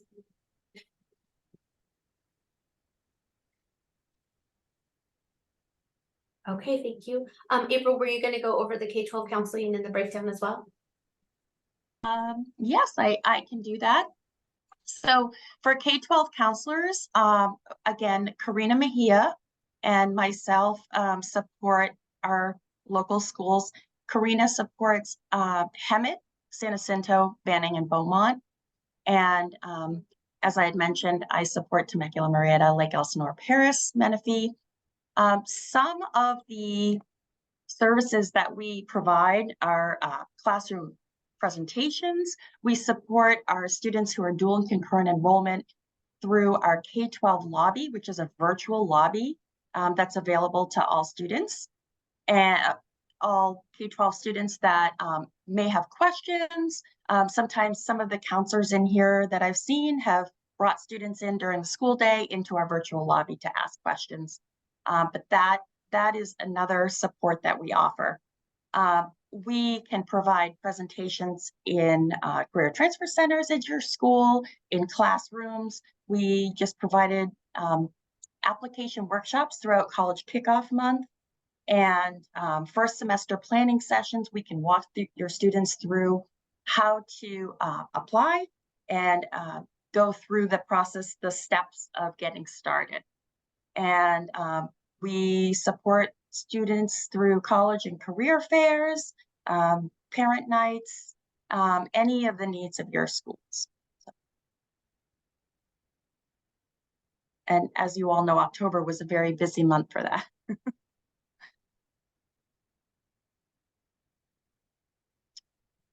Thank you, April. Any other questions for our counselor? Angela, back to you. Thank you. Bye, everyone. Okay. April did this one already. Come back. Okay.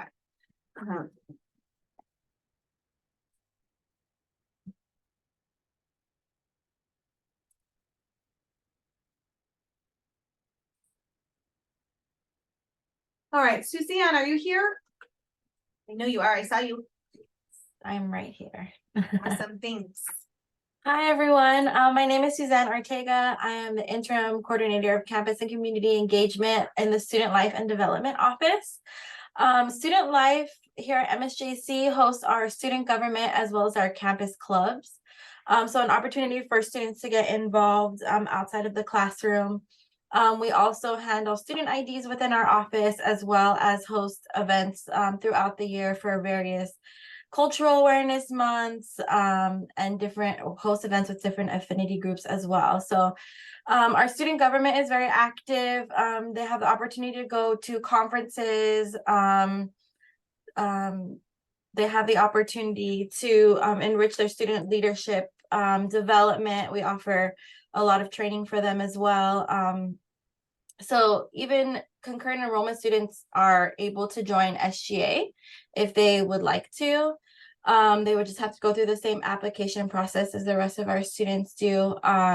And they would just have to have the availability open for different meetings and stuff. But if they aren't able to become officers and get elected and do all that good stuff, there's still plenty of opportunities for them to join in on campus. We have events often that are open to the public as well as for our students. So they would still have the opportunity to partake in those. They do still purchase their SJ sticker, have the opportunity to purchase SJ sticker. So that would be their entry into a lot of the free activities and fun events that we have on campus, as well as giveaways that we have throughout the year as well. So those are just some of the fun things that we do throughout the year. And our clubs also have a robust event planning schedule too that they host throughout the year. So all of this information is on our website. I can leave Angela with a flyer that you guys can reference, and she could send that out to you all with all the other information that you get. But all of our information is on our website at msjc.edu/student-life, as well as our contact information. If you have students want to reach out to ask any questions of us all, we're happy to help them out. Any questions?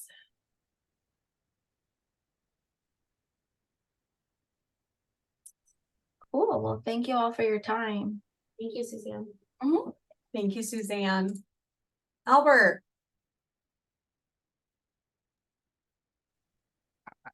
Hi, everyone. Good morning. So I'm going to do a really abbreviated version for the sake of time. We have a great, robust first-year experience program here at MSJC. On average, we accept over 1,000 students, first-year students, straight graduating from high school into our program.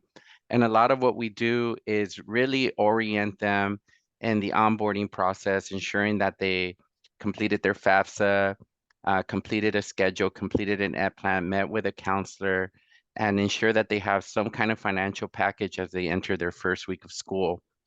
We also connect them to what we call our FYE navigators.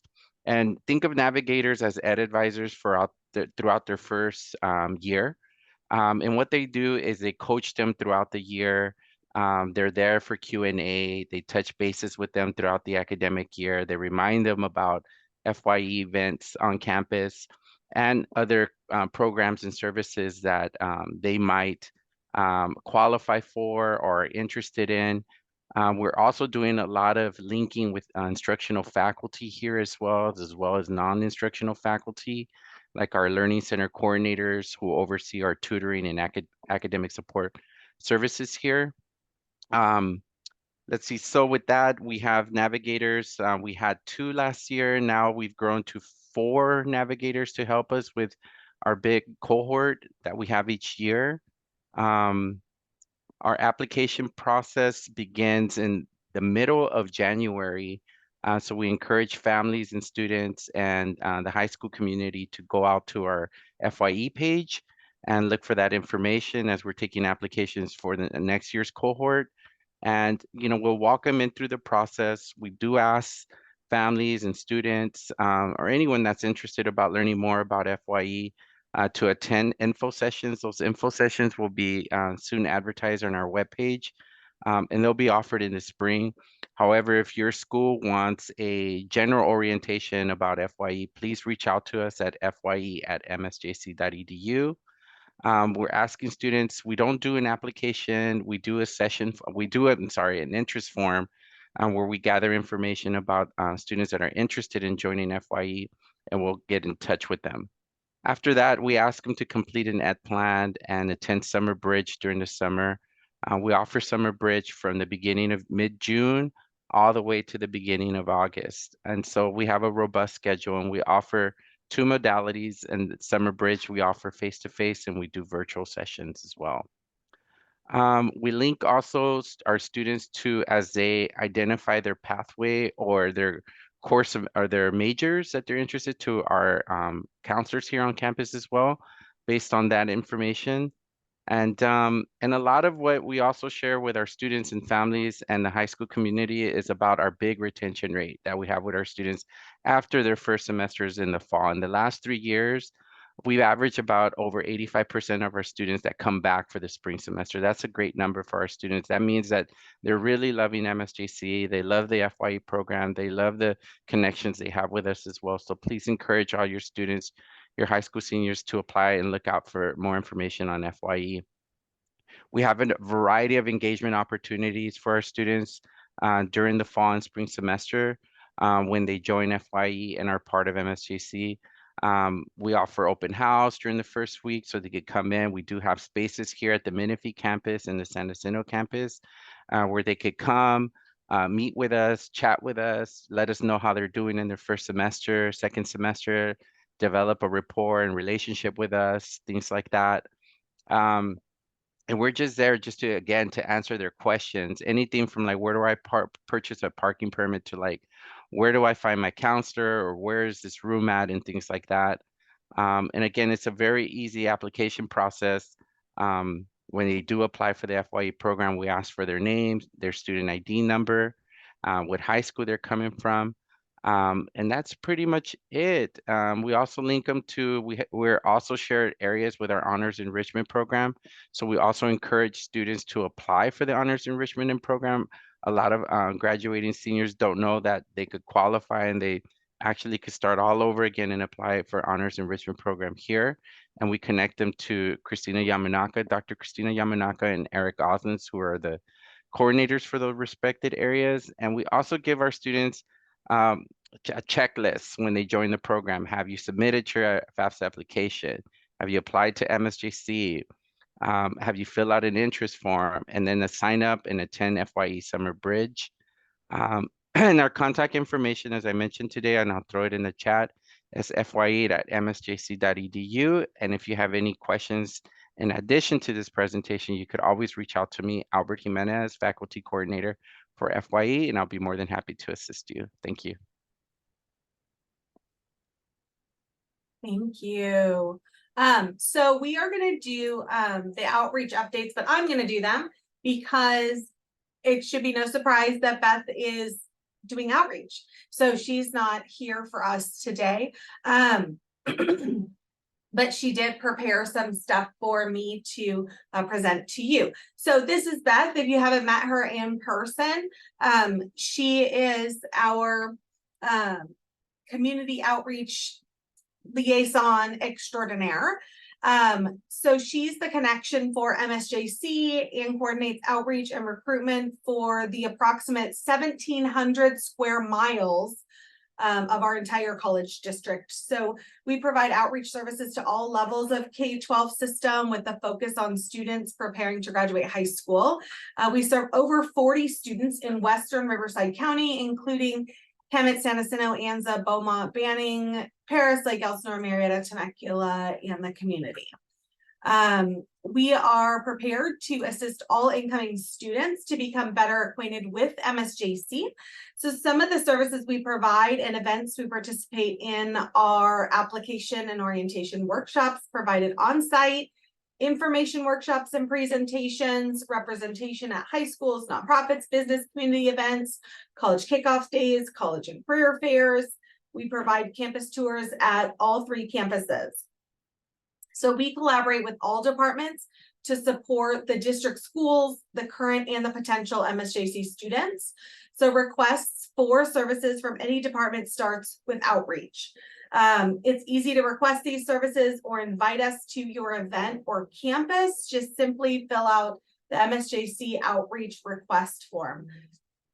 And I'll actually just put that right in there because I know it's so Jenny just have to type it here.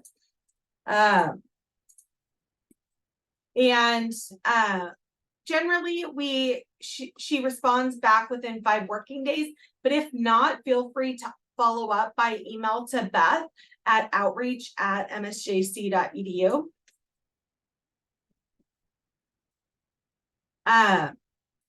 Also, our welcome centers are open to assist students with online enrollment and the FAFSA.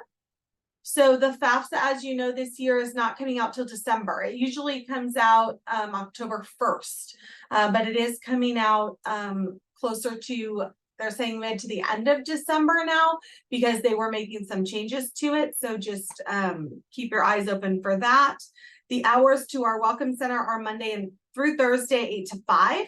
So we're there all summer. We're over there over your students' summer and winter break, or spring and winter breaks, except for the week we're closed after Christmas.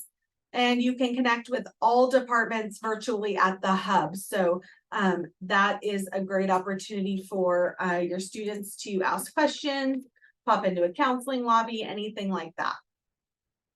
So we are here to help. Our staff, our administrators, our college ambassadors are here to help you. So we strive to guide and direct current and prospective students to the array of programs and services designed to help reach educational career goals and achieve success. We'll make sure you and your students have the information and accessibility to those programs and services provided. Thank you for this partnership that allows students to take advantage of these enriching educational experiences and promotes student success. So let us know how we can be of service. So Beth definitely wanted me to let you guys know that we are there for you and your students, and anything that you may need from us, even outreach materials or anything like that, please let us know. So you can just email outreach@msjc.edu and we can drop off things for you so that you have all that anything you need to serve your students as well. Okay, so it is a great partnership that we have with you. So now we're going to take a quick break, and then we are going to do your CATEMA overview here very shortly.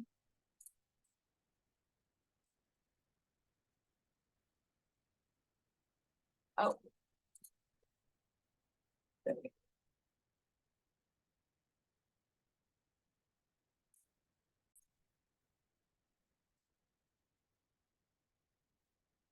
All right, so we're going to talk about CATEMA, and this has not changed the presentation because the software hasn't changed at all. So I will say, although it looks a little archaic, if you get in there, it does what we need it to do. And so over time, I've come to get used to it and not think of it as looking so old. So don't fret if you see it and you think, really? Because that's how I started also, but it does do what we need it to do. So yeah, it works. So I'm going to show you the basics of how to use it. And then if you have any questions, we will go over that. But also, if you need any other training on CATEMA, we can always do that as well. So, so don't fret.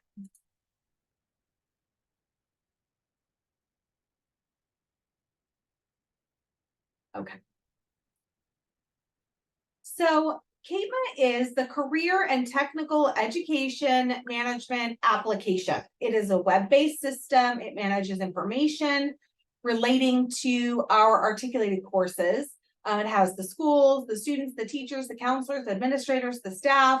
I don't put all those in for teachers, counselors, administrators, staff. So that is you. If you want to have an account so you can observe even as a counselor or administrator or staff, you can do that. Okay, so that's always an option.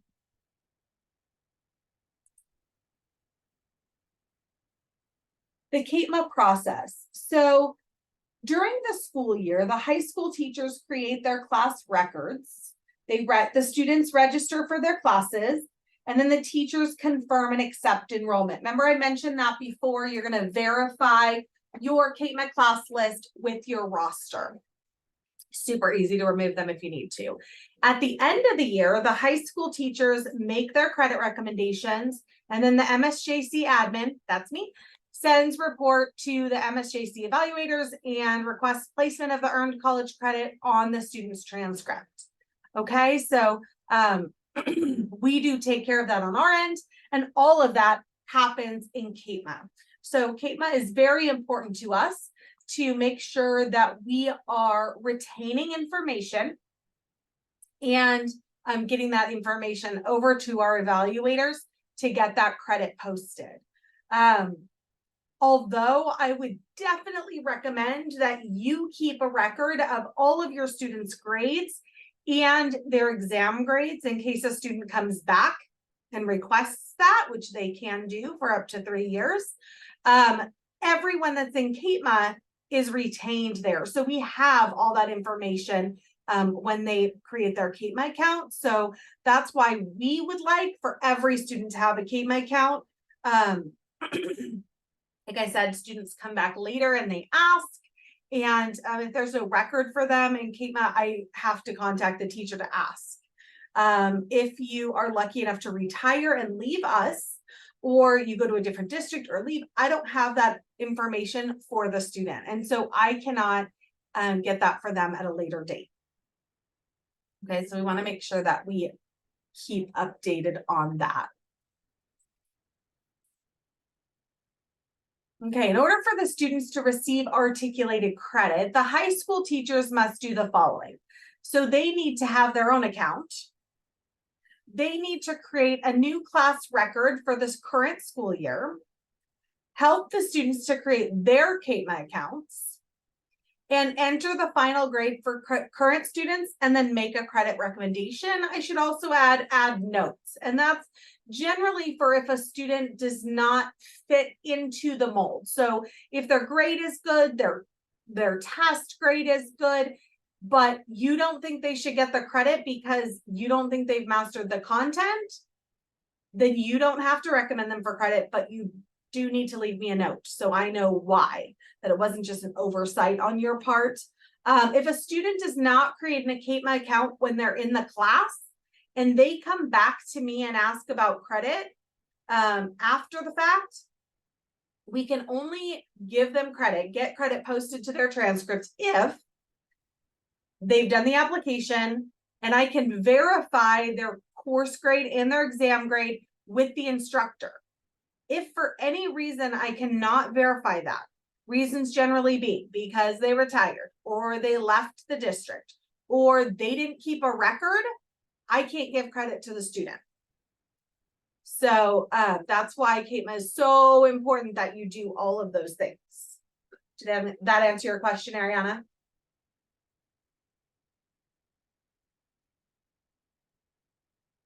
Yeah, they can still do their application afterwards if they come in and they're trying to get the credit. There isn't really a time frame on that. It's just 3 years that they have to come in and get the credit. But again, that's never my recommendation. And that's simply because I don't want them to get in a situation where I can't verify the credit. And it's happened quite a few times. So for all of the reasons that I mentioned. So that's why it's really important that they do it at the time that they're in the class. Even if they don't think they're going to college and they only going to the military and they're never going to use this class ever, like all of those are not valid reasons not to do it. So I want all the kiddos to do it while they're in the class. And at some schools, we have a counselor that's dedicated to articulation that I can go to specifically when CATEMA information and MSJC information don't match. That's a great liaison because I don't always hear back. I never hear back from the students, very, very rarely. And I don't always hear back from the teachers when I request information about that. So if we have a counselor at each site, that makes it tremendously easier to confirm that information if we need to.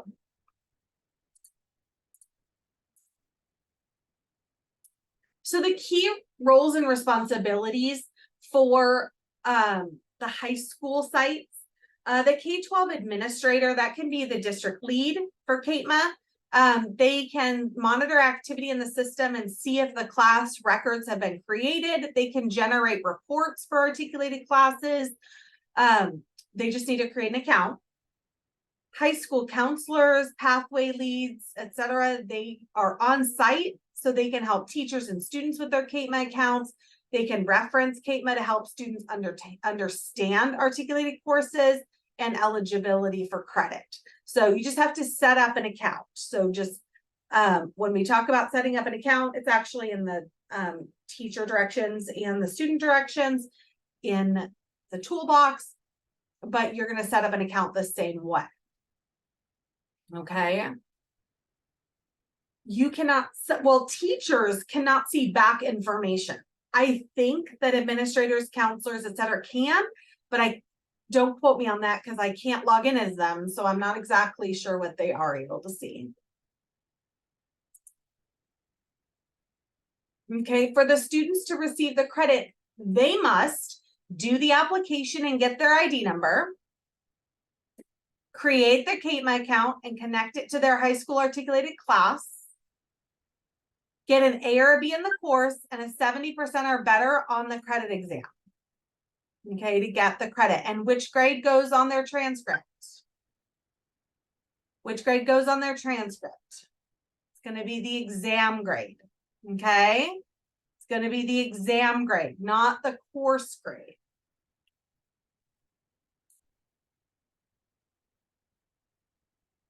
Thanks, Jenny.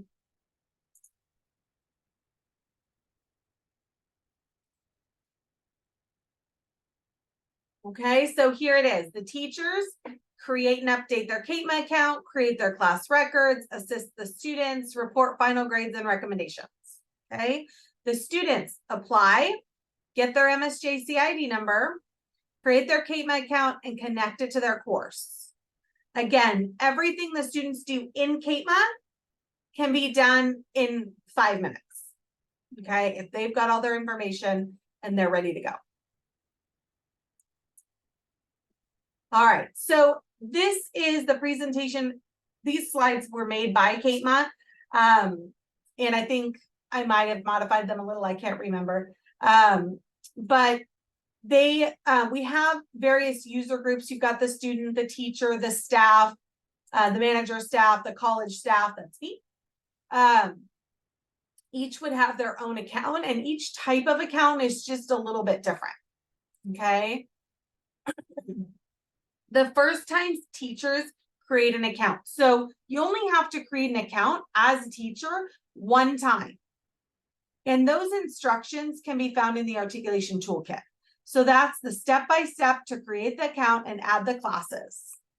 The instructions for high school students can be found in the toolkit, okay, for your students to use. And that is in their folder, in the student folder. So you're going to log on to MSJC or to catema.com/MSJC. Surprisingly, that is case sensitive. So you need to put it in like that. I tried to put it in with all caps and it didn't recognize it. Okay, so you will click on new teacher, create the account, and follow the prompts to create your user account and then submit. So an email notification is sent to the system manager, that's me, announcing the creation of your new account. And so then I will review it and approve it. And then you receive an email letting you know that that's happened and that you can log in and create your class records.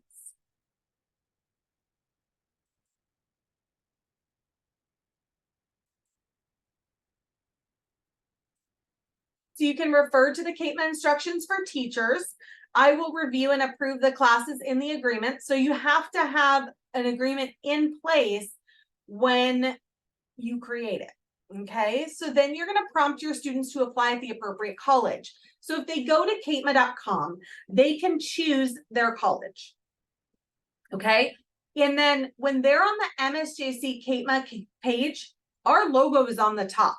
So if they don't see the MSJC logo, they're on the wrong page. Okay, there are a couple of different ones that people end up in, and I don't even know how they get there, but if it doesn't have the MSJC logo at the top of the page, they're in the wrong CATEMA. Just like walking in the wrong door. Okay, they are not in the right place. So once the students have their college ID number, you're going to direct them to enroll in your class. Okay, so they can look at the CATEMA instructions for students. So they need computer and internet access required for student enrollment. Okay. Everything there in CATEMA is web-based.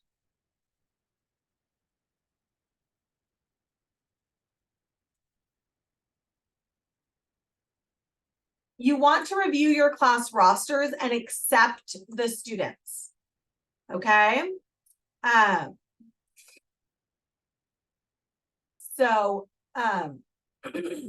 You can always remove them later, so don't worry about that. Students have registered an error can be switched to a different section. You can do that for them, or you can just not accept them, click no, and then tell them they need to register into the correct section. That's my preferred method, but you are able to do it. By the end of the semester or the school year, whichever is the full length of the course, make your credit recommendations. Okay, so follow the agreement guidelines regarding the grading scale, the testing requirements, and then you can enter grades at any time of the school year. But generally, I would think you'd put them in at the end. The student credit is generally transcribed within 30 days after those grade recommendations are submitted.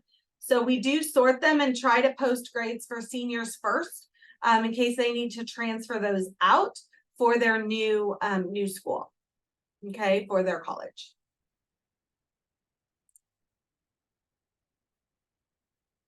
Teachers accept the students into the courses. The CTE lead at the district might be able to do that. I can do it, like I can change it to yes or no. I think it's easier for the teacher because they can just look at their roster and go down the list. Okay, so to create the account, you only have to do that once. You're going to go to the login page. You're going to click on new teacher, create account, follow the prompts to create it. Okay, it looks like this.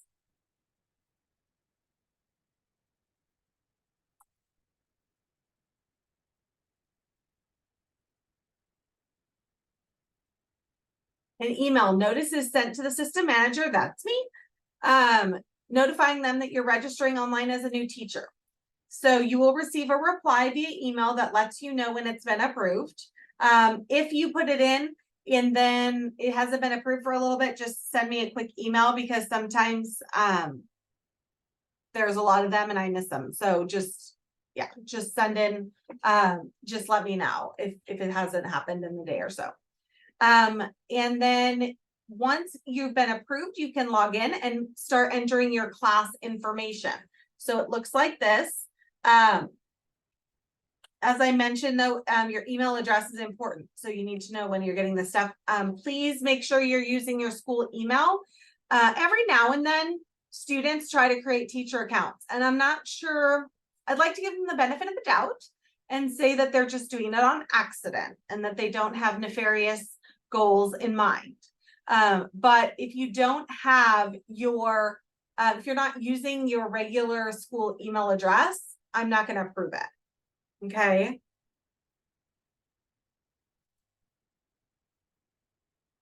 So you're going to create your class records. So there are CATEMA instructions for high school teachers, and check out the articulation agreement. You're going to add new classes and follow the prompts to do that.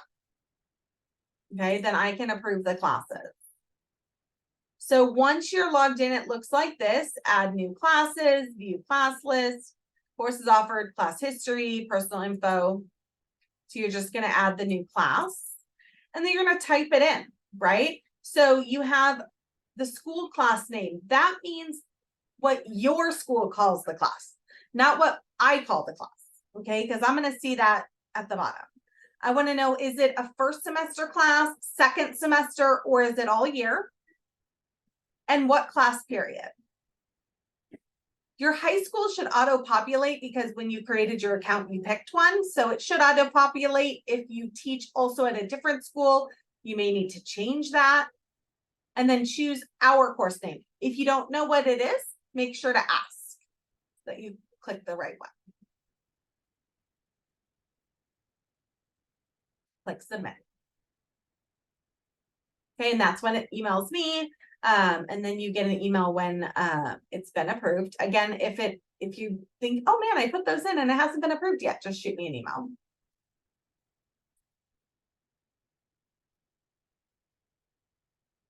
So you want to make sure students are applying for admission at the appropriate college. So they're not going to get a student ID number for MSJC unless they do their application with MSJC. Okay. So once they've received the college ID, then they can create the CATEMA account. Okay, so if they don't have a CATEMA account, now they all think that they do because they created their CCC Apply account. They created their application.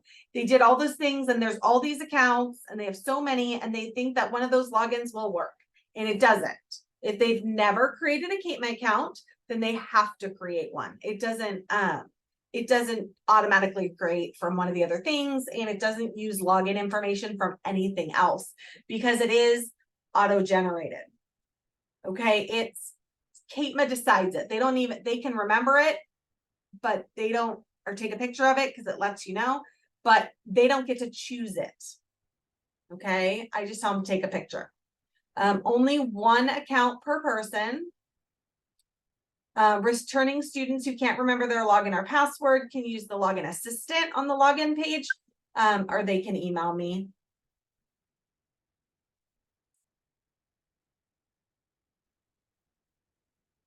Students create accounts very similar to the way that you do. They fill that all in. For year, this is, their graduation year. It just says year, but yes, grad year. And then it wants some of those demographics, the program preference. Those are imperative. So if you're not sure what it is, that's okay. Yes, if students are enrolled in articulated courses from multiple colleges, they have separate logins and the CATEMA page will be different. So our CATEMA page has our MSJC logo on it. Sometimes the computers retain the information in the cache and then it keeps taking them back to the other college's page. So they have to make sure that it has the MSJC logo on it so that they can create their account. Okay. And it looks just like this, except instead of saying CATEMA system demo, it says MSJC.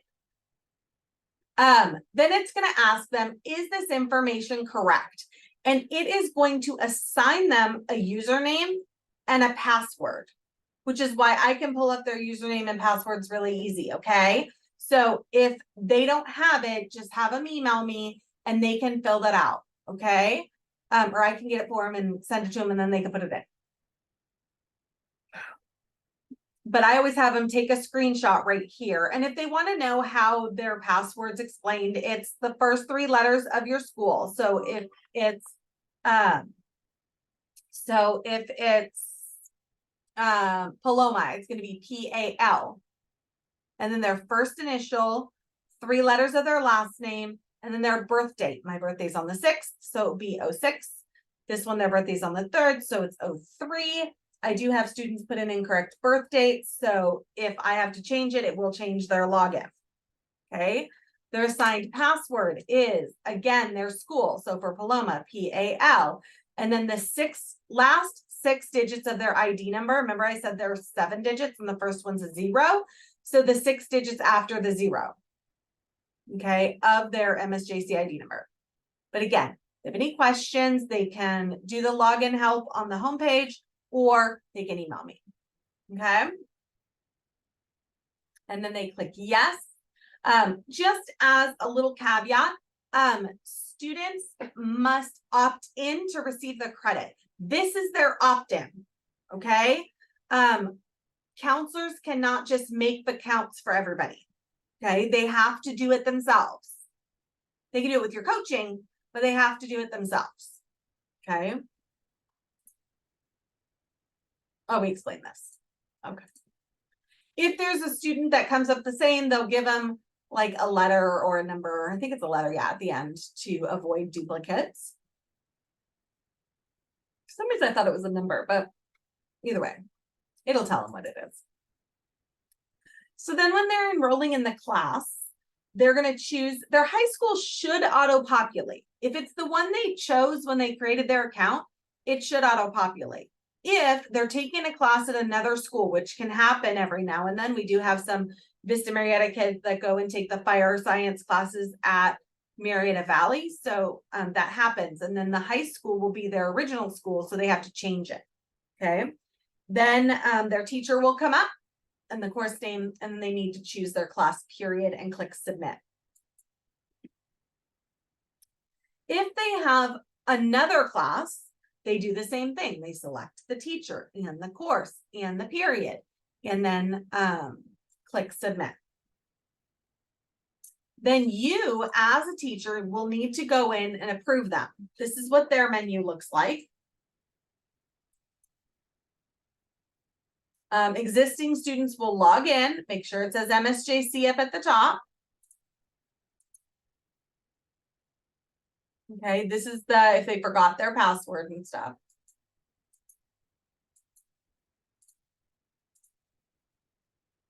And without even signing up, they can create the new, this part, the new enrollment.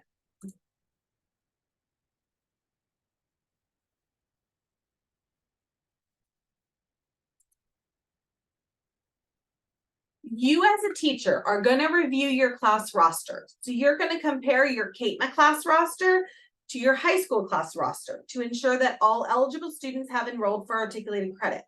Some teachers give extra credit or points for doing their CATEMA account and enrolling in your class. So that's up to you. You want to verify that all registrations are for students in your classes. So if you see a student that's not in that period or not in your class, you just click no. Okay, you accept them by clicking yes, and you can kick them out of your class by clicking no.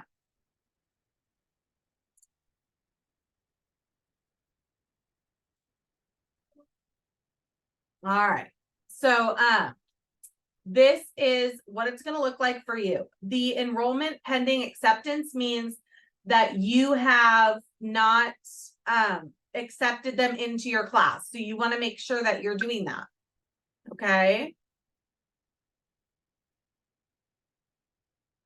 Oh, I hate fire season. Okay. Just going to add that in there. So this is how you view your class list. If you have multiple classes, they're all going to come here. See how this teacher has classes at different schools? So that is a possibility if you were to go to different schools. When you click the little blue arrow on the right, that's going to take you to your class roster. Okay. And as you can see there, it has their ID number on the left. That is their enrollment ID into your class.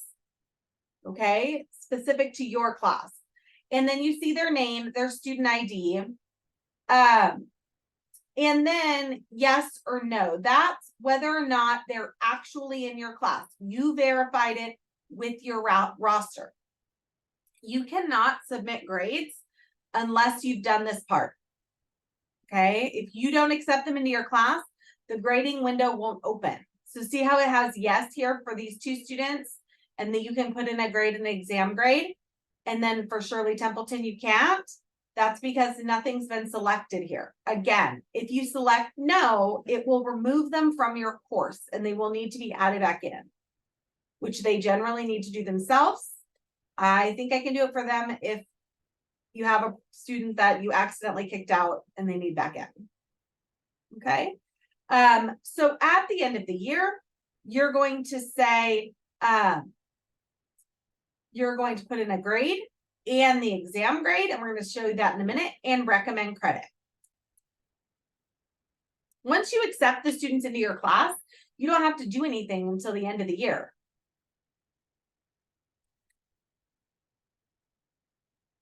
To enter student grades, you're going to do what we just did. View the class list and put in the grade, exam, and score. Click credit.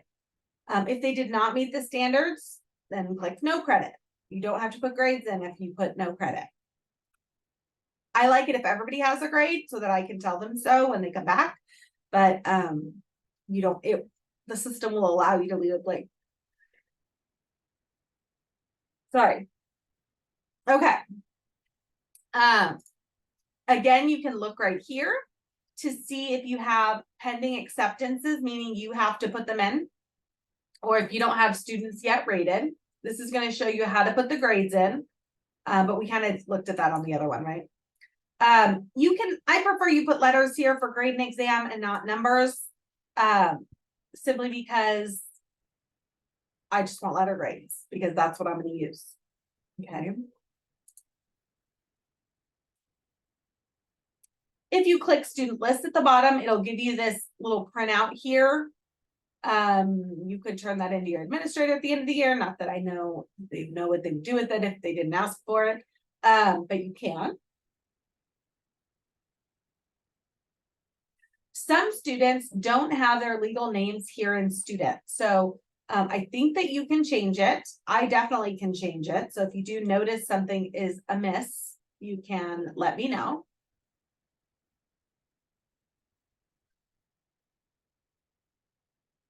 And that is pretty much CATEMA in a nutshell. It is anticlimactic, I know. But like I said, it works. It works.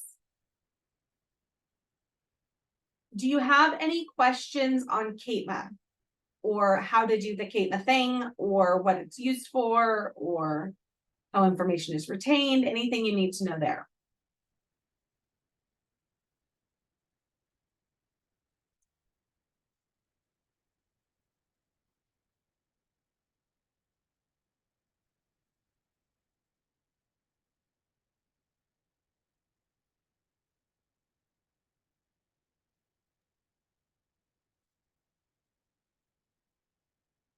Everybody's got it, it sounds like. I know. Wow. All right. So we have our articulation training faculty breakouts. We have one today and one next Wednesday. Okay. It is 3:30. They're actually till 4:30, not 5. And so you can pop in, okay, for that and ask any questions you may have of our department chair. You can even just pop in and meet them, okay, if you want to do that. Okay, so you're gonna see 3:30 to 4:30, so it should be after your last bell. Automotive today, Bob will be there, but he has class until 3:45, so he'll come in after that, and it's via Zoom, and that link is on that page. Jenny, can you put that in one more time for us at the end here? And then on Wednesday, November 8th, we are doing it again with these teachers.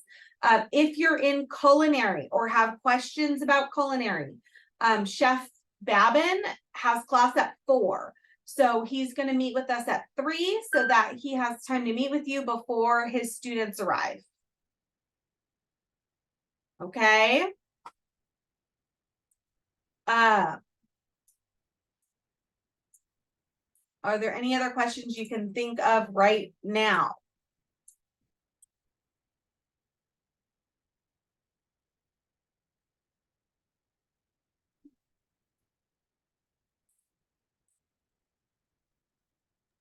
If you think of questions later, you can always email the articulation email as well. I'll put it in the chat.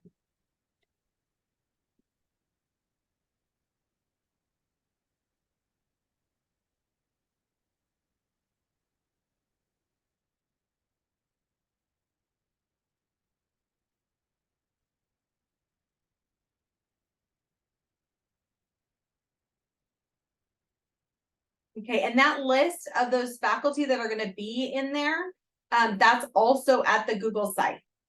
Okay, that's also at the Google site.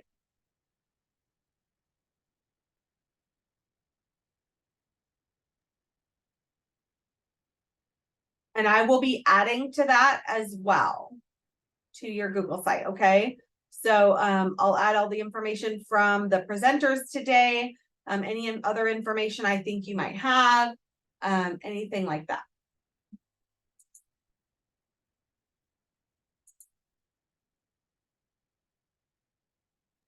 I wish I could say I got you lunch, by the way.